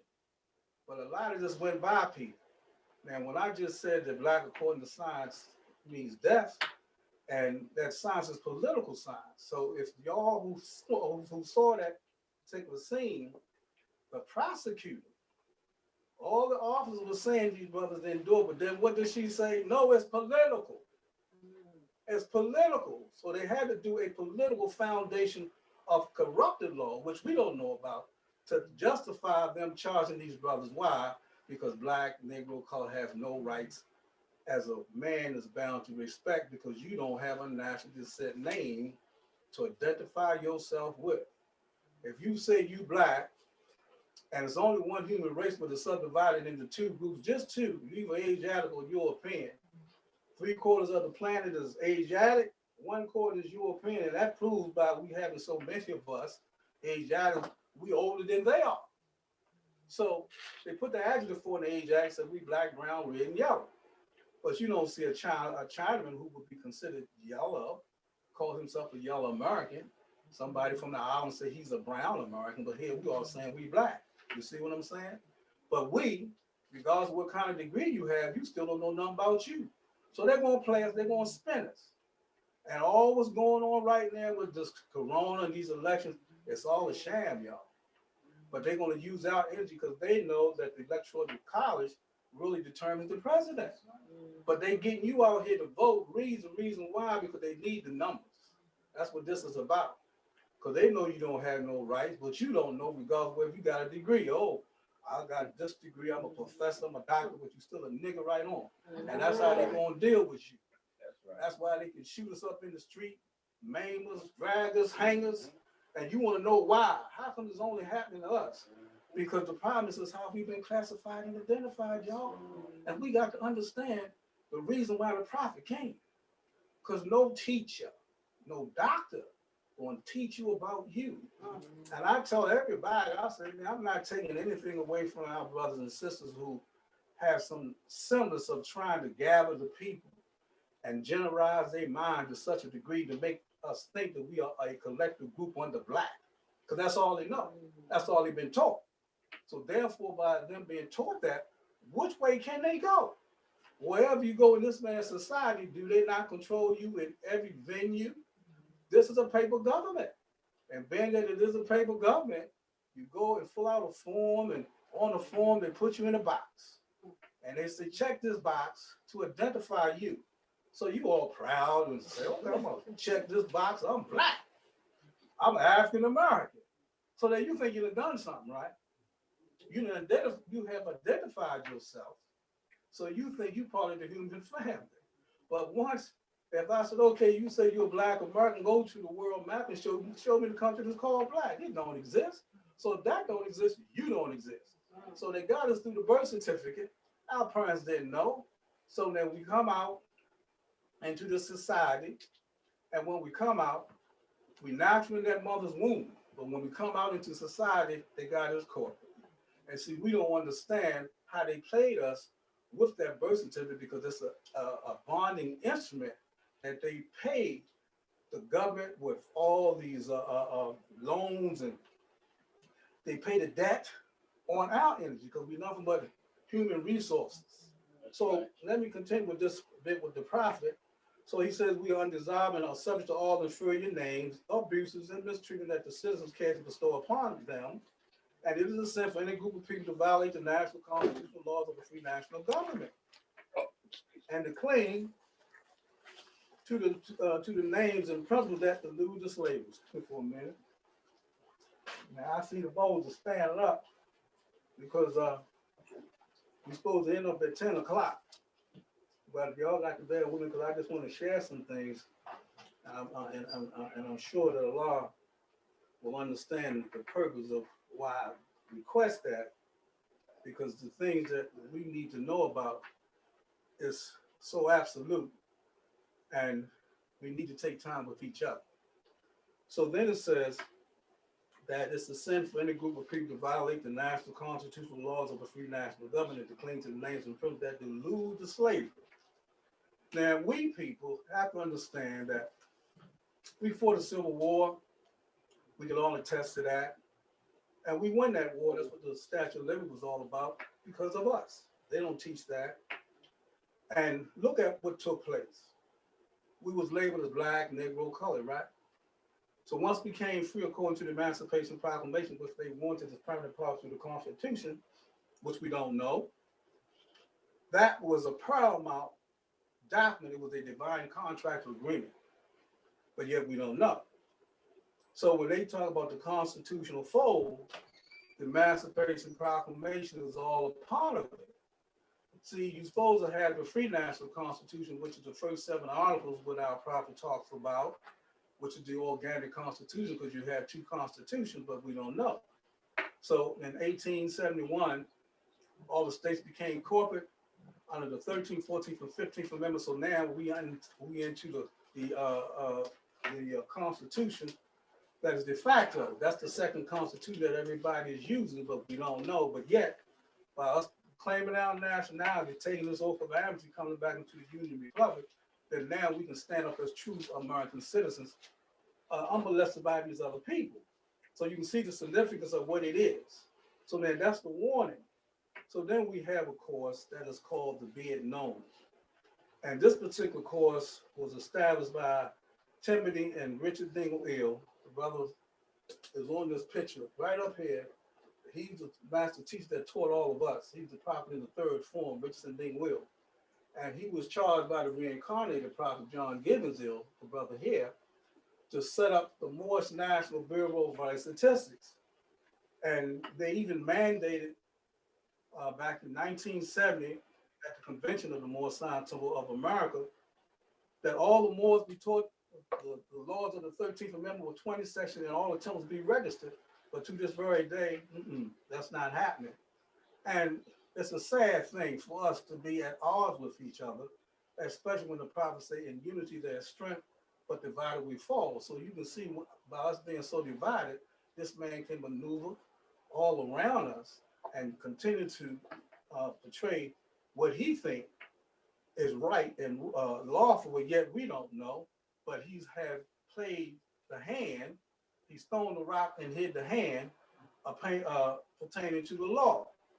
So with the prophet bringing up what he did, and by the Dingle brothers setting up the Vital Records Department, now we can use our own Vital Records Department and come in with our true birth certificates to come back into the true constitutional fold, as our prophet is talking about, to be recognized as one pure and clean nation.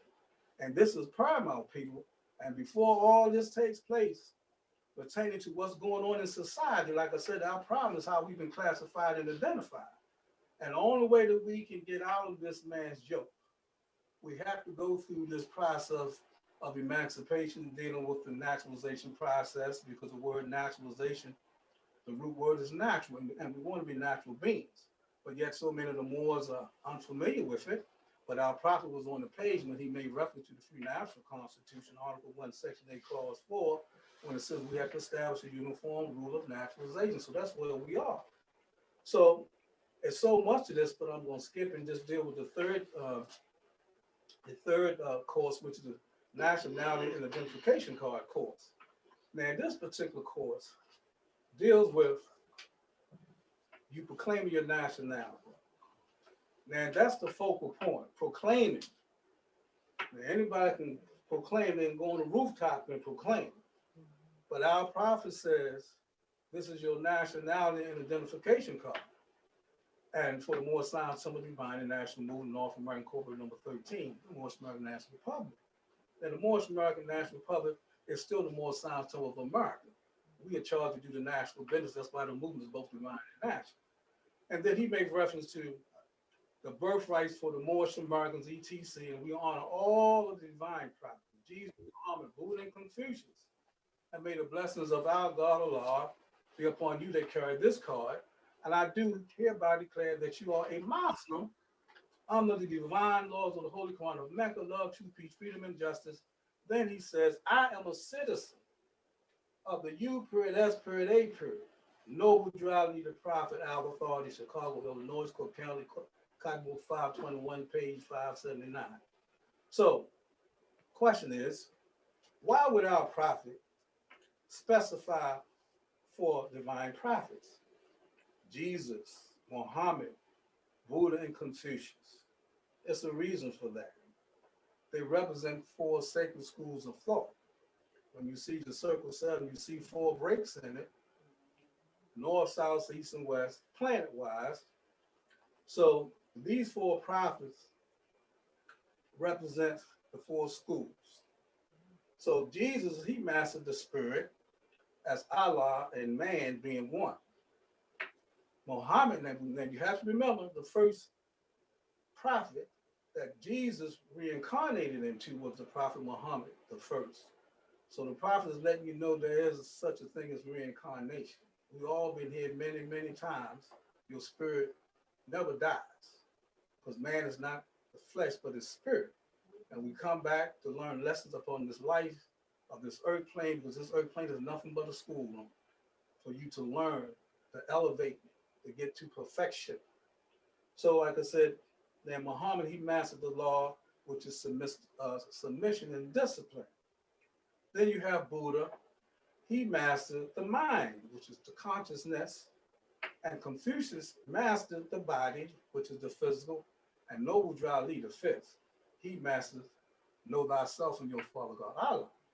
So now you can see the significance on why these particular 4 prophets is on your nationality card. For instance, if you have to travel outside of this nation and you go to the East, those people revere the Prophet Muhammad. If you go to China, those people honor and they revere the divine entity Confucius. If you go to India, those people revere and they honor who? Buddha. And when you go to the West, who do they honor and revere? Jesus. So wherever you go to the 4 corners of these 4 schools of thought, you're going to be recognized once you present that card. That's why the prophet said this card is recognized worldwide. But a lot of us don't know how to demonstrate the card. But see, when you present it, and wherever country you go, and those people read the card and look at you, then they're going to receive you, because the card is going to identify you with who you really are as a Moorish mind. So you're part of the human family.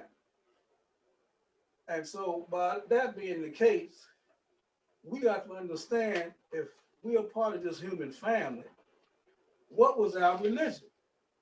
Our religion was Islam. That's why I read about it. And I want to share some information.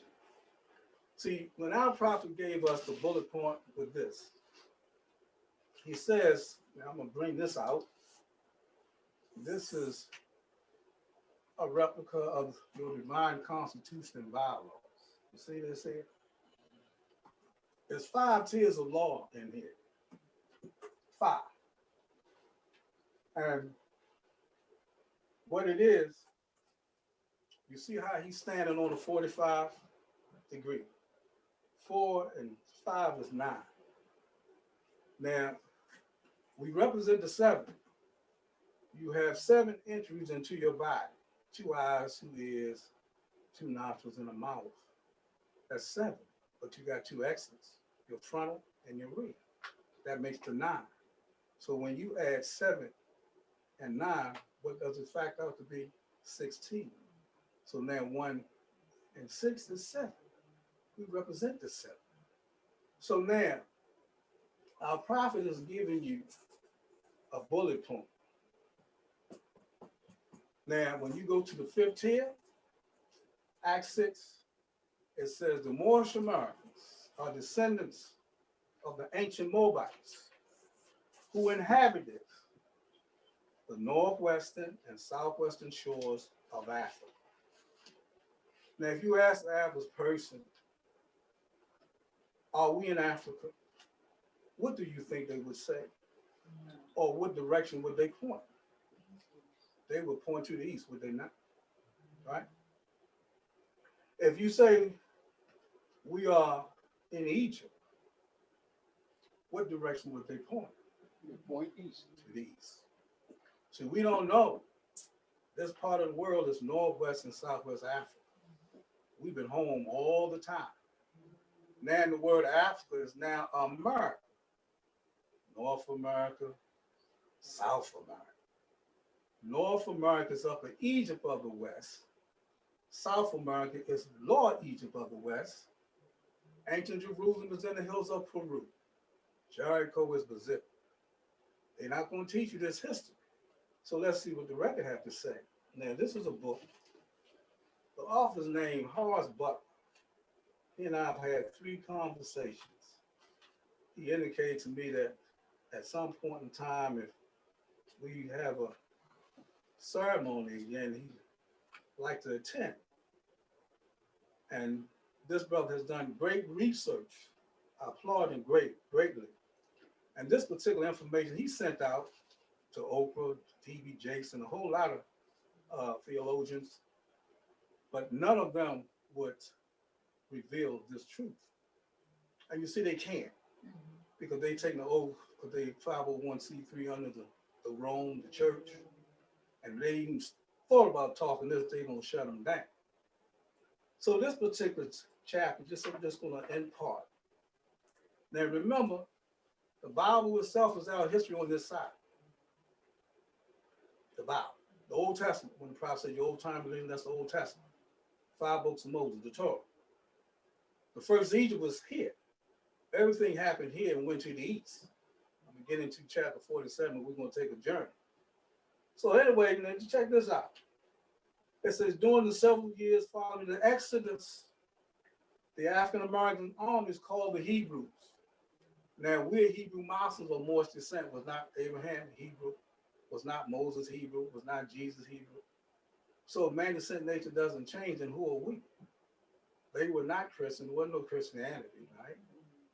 They were Hebrews. All of them believed in what? The one God. That's what it was all about. So, let me continue.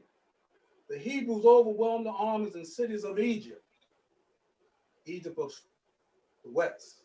Even when they freed us, the Liberty Bell is symbolic of this portion of the world, because when they freed us, when they debated the whole slavery issue, with the compensated Emancipation Proclamation, they said that we had to colonize between the Rockies and the Allegheny Mountain chain, which consists of over 22 states. And they called it Egypt of the West, the great body of the Republic. We don't know. So we've been home.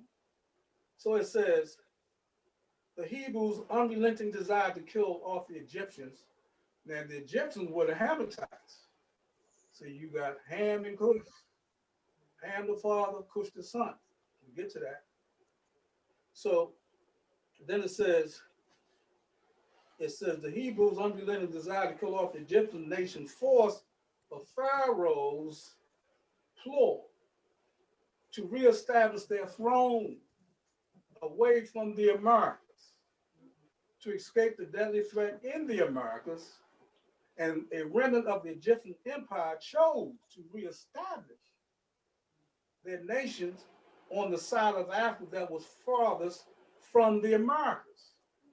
They built a new Egypt on the river now called the Nile in northeast Africa.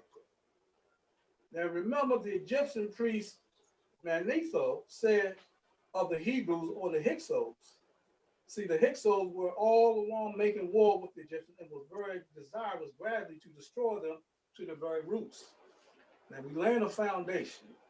Going back to Act 6, the Moorish but the sins of the ancient Moabites, you have the north, west, south, and shores of Africa. If you're going to any nation, you're going to the shore, then you move inward. So let me continue with this, show you how they play the game with us. Now, still in the book, it says, thus said the Lord God unto Jerusalem. Now remember, I said ancient Jerusalem is in the hills of Peru. It's not over there. Ancient Jerusalem. It says, thy birth and thy nativity is in the land of Canaan. Thy father was an Amorite, and thy mother an Hittite. Y'all hold that thought. Continuing. Now I'm gonna let you see how they played us. So let me go to Circle 7 real quick. The Book of Secrets. This is the secret, y'all. Let's see. This book here, Book of Secrets. That's what it is. Those of you who saw the movie National Treasure, the second edition, they were discussing some issues with the president. And they asked the president about this Book of Secrets. Oh, President, is there a Book of Secrets? First, the president was kind of reluctant to reveal it, but then he recanted and said, okay, yeah, it is. He said, well, you got to, it's page 47. That's what he said. So then remember, this is more science. More science. So as soon as he said that, I knew where he was going. But a lot of us who are not scientists of the mind, we missed that. Oh, he just talking, right? Now check this. Egypt, chapter 47, because that's the secret. Page, he said page 47, chapter 47 is on this page. You see, page 47, chapter 47 is on this page. So you see it's congruous, but you gotta know how to connect that dot. So then he says, the inhabitants of Africa are the descendants of the ancient Canaanites from the land of Canaan. And did not just read previously in Horace Butler's book, Amorites, Hittites. Okay, I'm just skipping down. I'm gonna go to verse 6 and 7. It says, oh, I got to read this. This is the only way you're gonna see it. He says, old man Cush and his family are the first inhabitants of Africa who came from the land of Canaan. And we got to remember, all the inhabitants that went into Africa came from the land of Canaan. All the inhabitants. But they ain't going to tell you this history. Then he says, old man Cush. And we don't know how old Cush is. And he said his family. Now, we ain't talking about a family of 3 or 4 or 5 people. We talking about thousands of people. That's a family. When you have a family reunion, isn't that a whole bunch of folks scattered all around? Still a family. He said his family are the first inhabitants of Africa who came from the land of Canaan. So where is Canaan? It's Canada. All this is in the north. Then it said his father Ham and his family was second. So if Cush was old, he said, old man Cush. How old is Ham? These people lived to be 700, 800 years. You understand? A whole lot of babies being made in those years. Okay. So then it says his father Ham and his family was second. Then came the word Ethiopia, which means the word Ethiopia only means a demarcation line. Let's not get it twisted. A demarcation line of the dominion of Mexian, because that's the first true divine name of Africa. Then it said the divide of the land between the Father and the Son. So what is a dominion? A dominion means control, rule, power, Lord and master, property ownership, dominion. Think about it, but they're saying Egypt was the capital, which was here first. That's the capital where everything derived from. So then it says, oh, when it says the demarcation line. So what is this demarcation line? It's a separation between the Father and the Son. I always like to do a demonstration with my hands so we can see the illustration without no confusion. See my hands, I'm gonna do this so you see a pyramid in between, right? Then look at my hands as the continent of Africa before the flood. Before the flood. My right hand represents northeast, southeast Africa. My left hand represents northwest, southwest Africa, before the flood. So now this pyramid of my illustration of my hands is a demarcation line. And what is that demarcation line? It's the pyramid of Giza. The pyramid of Giza sits in the center of this planet and divides the planet into 4 quarters. So when you realize that the land base before the flood was all one land, but then they had several lands, Pangaea, Atlantis, all of that combined. So let me continue. So then it says the dominion of Cush was northeast and southeast Africa. That's my right hand. Northeast and southeast was Cush, right? On the other side of the pyramid of Giza.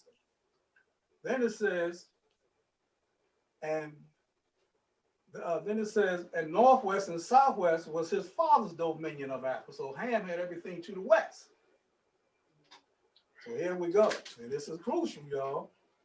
In later years, and we don't know how late those years were. He just said later years. They ain't talking about next week, next month. Talking about years. And later, because see, they made it in a sense of when they say in later years, plural, not later year, but years.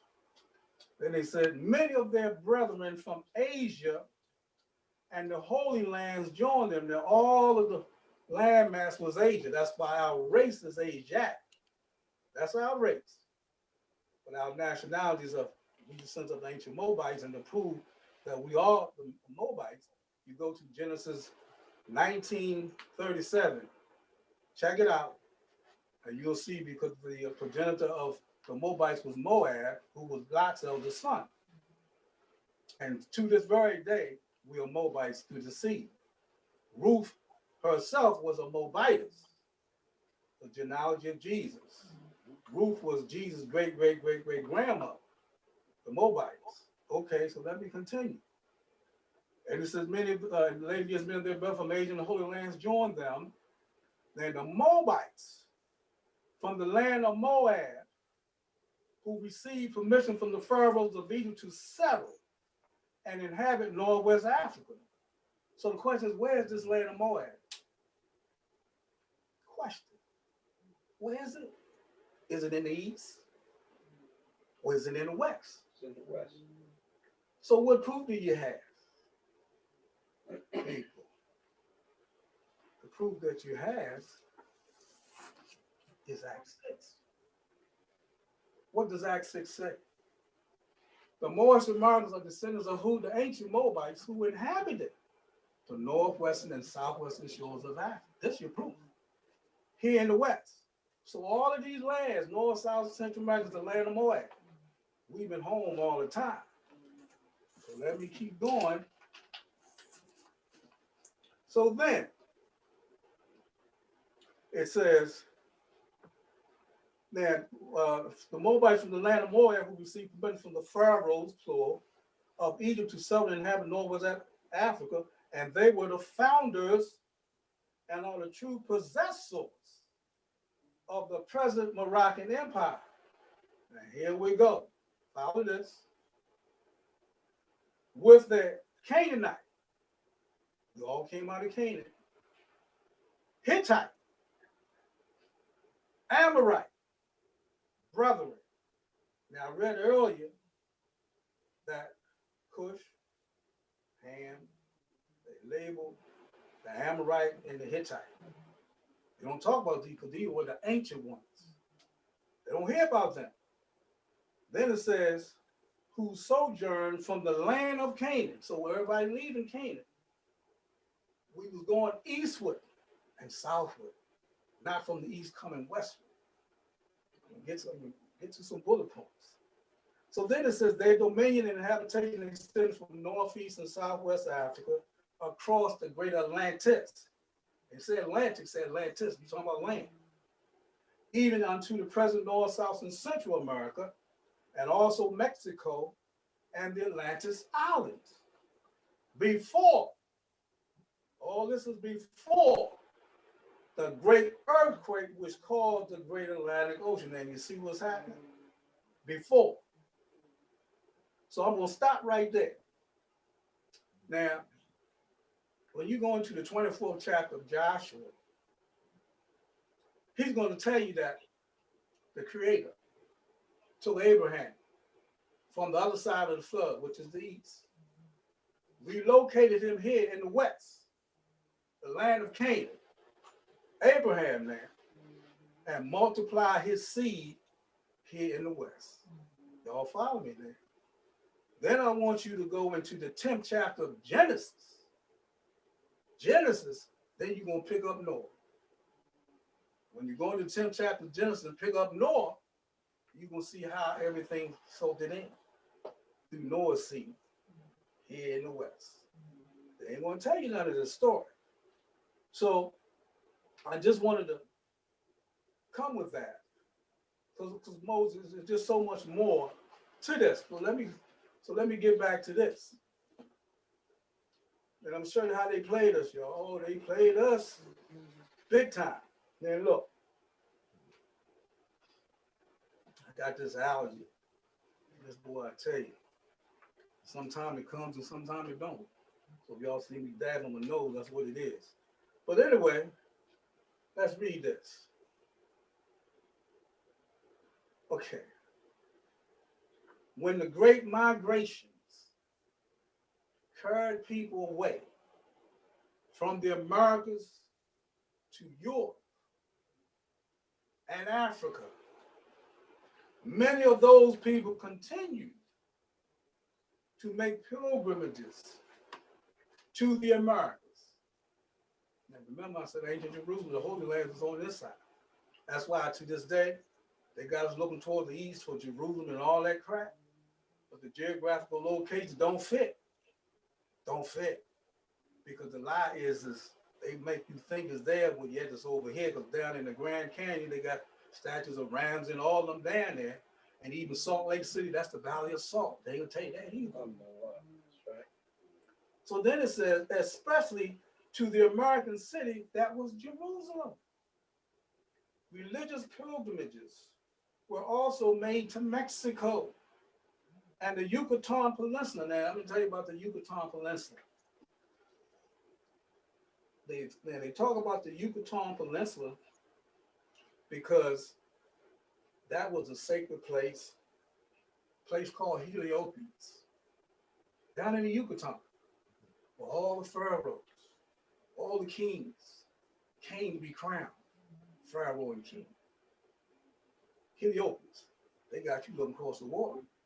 You got to remember, everything is here in the West. So then it says, pilgrimages are made to holy sites, and Jerusalem and the other biblical holy lands were holy sites in the Americas. Now, they only allowed this brother to print 1,000 copies of this book. Now, I have, let me see, what's the number of my copy? Let's see. My copy is, where is that? Oh, he wrote it in here. Where is this? I said, wow, man, they only let you make so many copies. Yeah. Yeah, okay. My copy is 794. The author affirms that this book is number 794 of the 1,000 books published as the first edition of the rediscovery of biblical Jerusalem in the Americas. Okay, let me continue. This is deep history. And can you imagine if we was taught this truth? And when I say the truth does three things, set and make you free. If we knew, then we understand how these laws set us free first. And then once we get to understand how these laws set us free, then we can know how they made us free. And once we do that, then we're going to stay free. But if you don't know this connection, how can you be free and stay? Because you don't know. And our prophet teaches us, if man say he knows, then he must be what he knows, right? So this is all about knowing. That's why all of us are here. Because see, there's a reawakening spiritually on the planet. It's feminine. See, all in the beginning was all matriarchal. Even the Europeans came here, was matriarchal. They didn't change the dynamics of the authority until the 18th dynasty, when the Armin priests flipped it back or flipped it to the patriarchal society. Even Jacob, he had 12 sons. We had a daughter named was Dinah. You don't hear nothing about her. She was the second child. Leah was her mother. Jacob had 4 wives. So when she was born, she brought in the feminine energy to that royal house. And the reason why you don't hear about her, because she was a deity. And she was revered to all of Asia and the world. So how come you don't know about this woman? I'm going to let you know about you. So let me continue. So then it says, now that the hidden history of the Americas has been brought into the light, it should not be difficult to comprehend that the Christian Crusades were military invasions aimed at conquering the Americas. Now, you know how these Europeans do. They got their web all around the planet to the four corners. They come in all pious with the cross, talking all this smack. Oh, come on, brothers, I will do this for you and do that. But anytime you get a leader who's about the people, what they do, they get rid of them. Then they bring their puppet in. The next thing you know, they're gonna usurp the resources and got their man in office to continue to rob the people and steal the resource so they can get richer and richer and richer, and the people still getting poor. But yet they call it a democracy. There's nothing in the Constitution about no democracy. It's a republic. Let me continue. Then it says, in the archives of the Vatican are documents that describe how European businessmen were sent as the ambassadors to negotiate contracts to gain access to the Holy Land in the Americas. These negotiations are cataloged in the Vatican records as the peaceful negotiations for the return of the Holy Lands. Those records reveal that the people in the Americas were so outraged by the murderous surprise crusader attack. See, there were two crusades, one in the east and one in the west, but you don't know about the one in the west. You just know about the one in the east, the crusades in the east.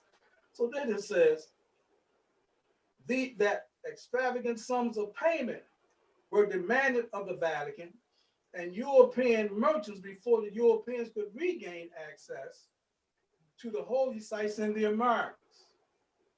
The negotiated contracts began around 1313 AD and were continually renewed through 1517 AD. Now, check this out. Now, check it, people. When Cortez and Spain and all of them came here, right? They called it a new world. It wasn't new to us. It was new to them. Well, they didn't know nothing about this side. So when they got here, they saw us, right? So then check this out. It says there was a new ruler. But before I go there, so if they came with the cross, like they always do. So we need to ask ourselves, then what was the religion of the people that was here? They make us think that we was all Christians. We was Islam. The Moors, we was Islamic. The Moors had an empire, east and west. This was the far west that they didn't know about. And anytime you have an empire, there's many nations within it. Think about it. So then it says this new ruler cited his devotion to Islam. So it's letting you know that we was Islamic. That's why when you see these Indian, so-called Indian pictures, and they had the turbans on with the feathers in it, all our people were Islam. Whether you was an Inca, a Mayan, an Aztec, oh my God, I got pictures. I could show you with their feathers on, the Sumerians with their feathers on. Jesus, Abraham, all of them wore their feathers. Down in Easter Island with those statues called the Moai. You see the Moai, they had feathers on their heads. But they didn't took them off, so that you couldn't make the connection. Even the Olmecs, we got a picture with the Olmecs with feathers. Very significant. Even the so-called Indians, to distinguish them from the regular people, their garments had fringes on them. And that means they were Hebrew. See, when our prophet Noah Drali said that we were the fallen sons and daughters of North America, we the lost tribes here in the West of what? Israel. Jacob's name was Jacob.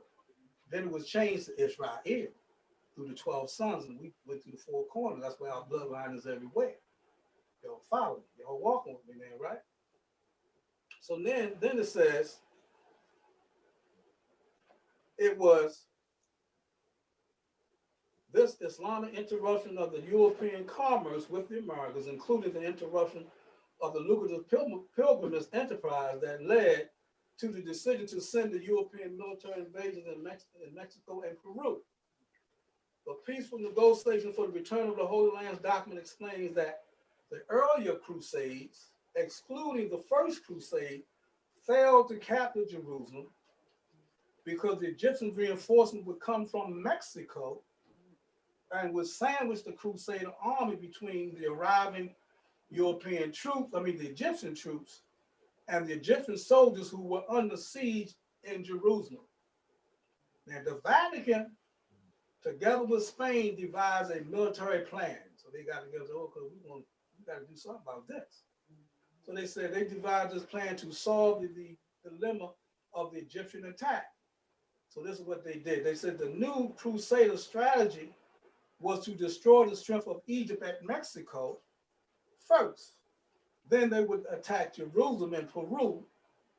And this was the new strategy, as history shows, was successful in allowing the Europeans to invade the Americas and to recapture Jerusalem.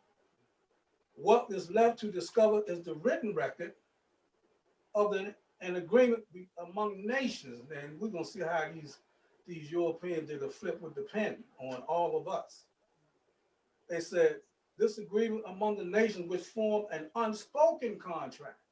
So they convened and said, well, look, we're going to take all of this, but it's going to be unspoken, just for us. Because see, the Europeans came together, Ferdinand and Isabella. See, the Moors, our people was always warm with each other from ancient times. We warm to, today. Same, because our spirits, we some stick-left people, for real. So anyway, so this is what happened. So they said, this written record of the agreement among nations which formed the unspoken contract to represent a new place called Israel as the place where Moses, David, and the Christ actually touched their feet to the soil in the east. So you ask these Hebrew Israelites, what's your nationality? I'm an Israelite. Oh, really? Really? So where's Israel then? Oh, in the east.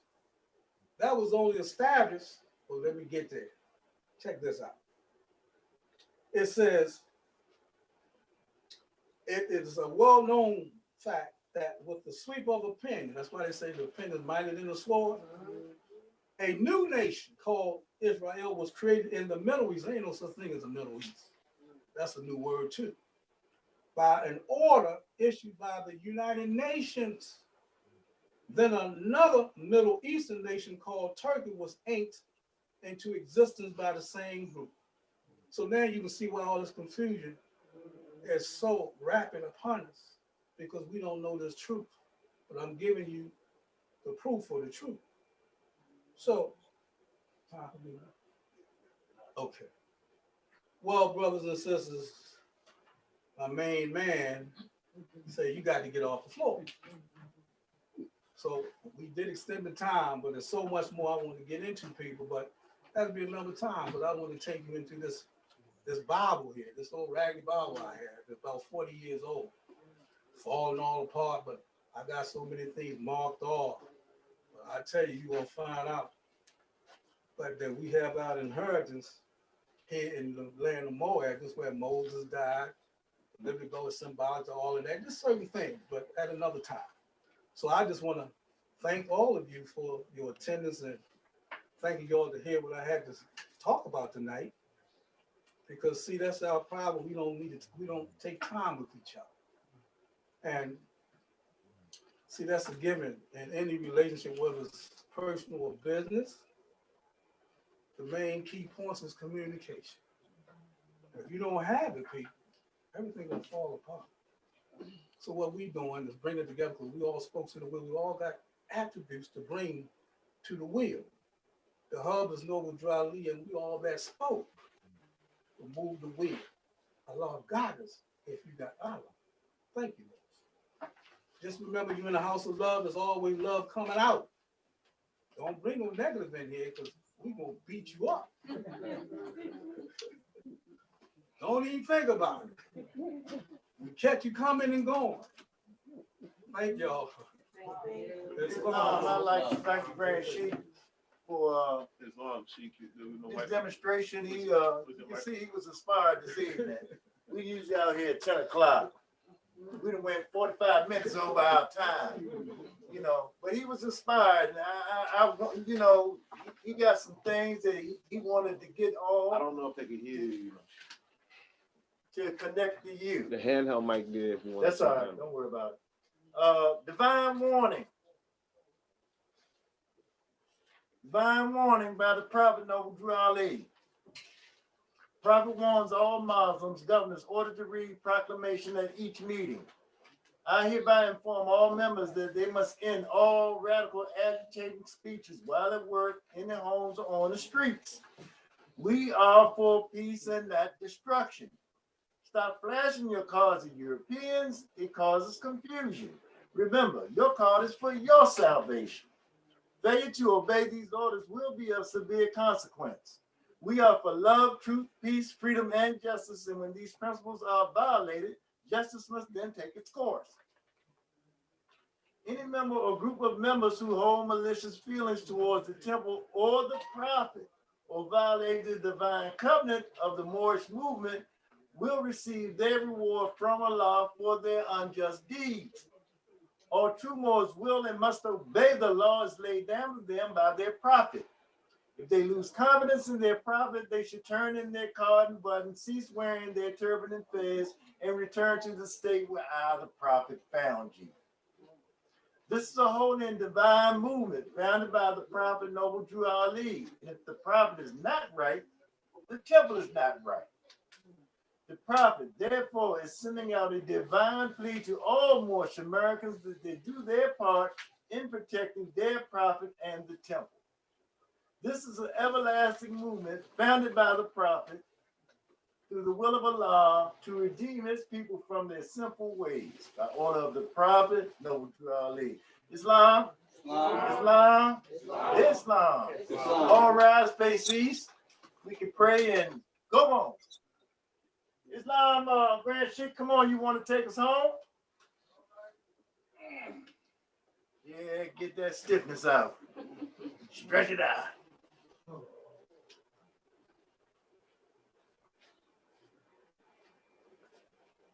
Come on, Grand Sheikh, they standing waiting on you. Oh, okay, I'm sorry. We're trying our best.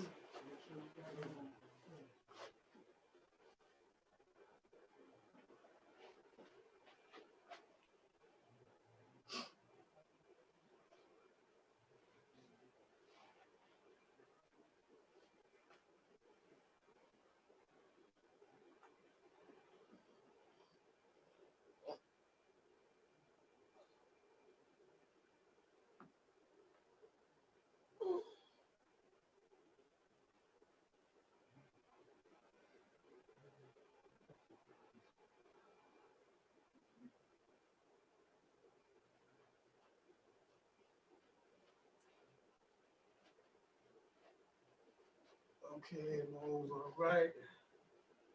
Okay, pardon that. Islam, Moses, Islam, Islam. Islam.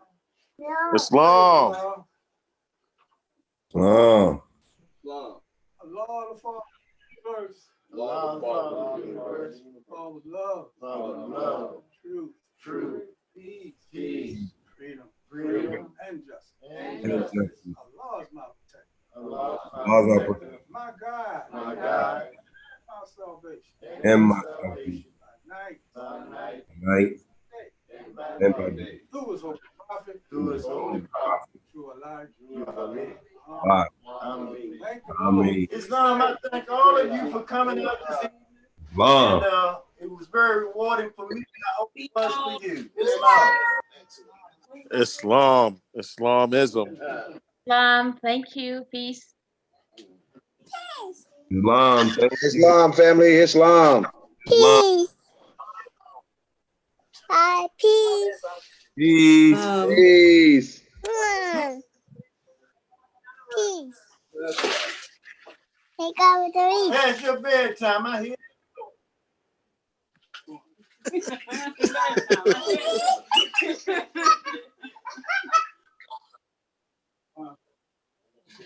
Absolutely. What you doing?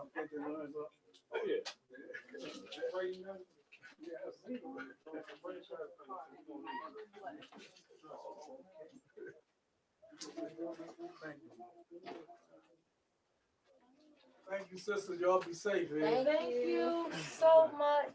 I can talk now because I didn't want to talk. You could try to play with Nah, you had to go on camera. You could have put the audio. You could have. Yeah, I know. But I Maybe feel more tomorrow, comfortable. maybe Yeah, tomorrow. maybe another time. But I feel more comfortable speaking. But thank you so much. Like, I'll be back. Like, Okay, well, like I don't think you understand. Like, my husband preached to me constantly, but then when I come here, it's like it's all clear.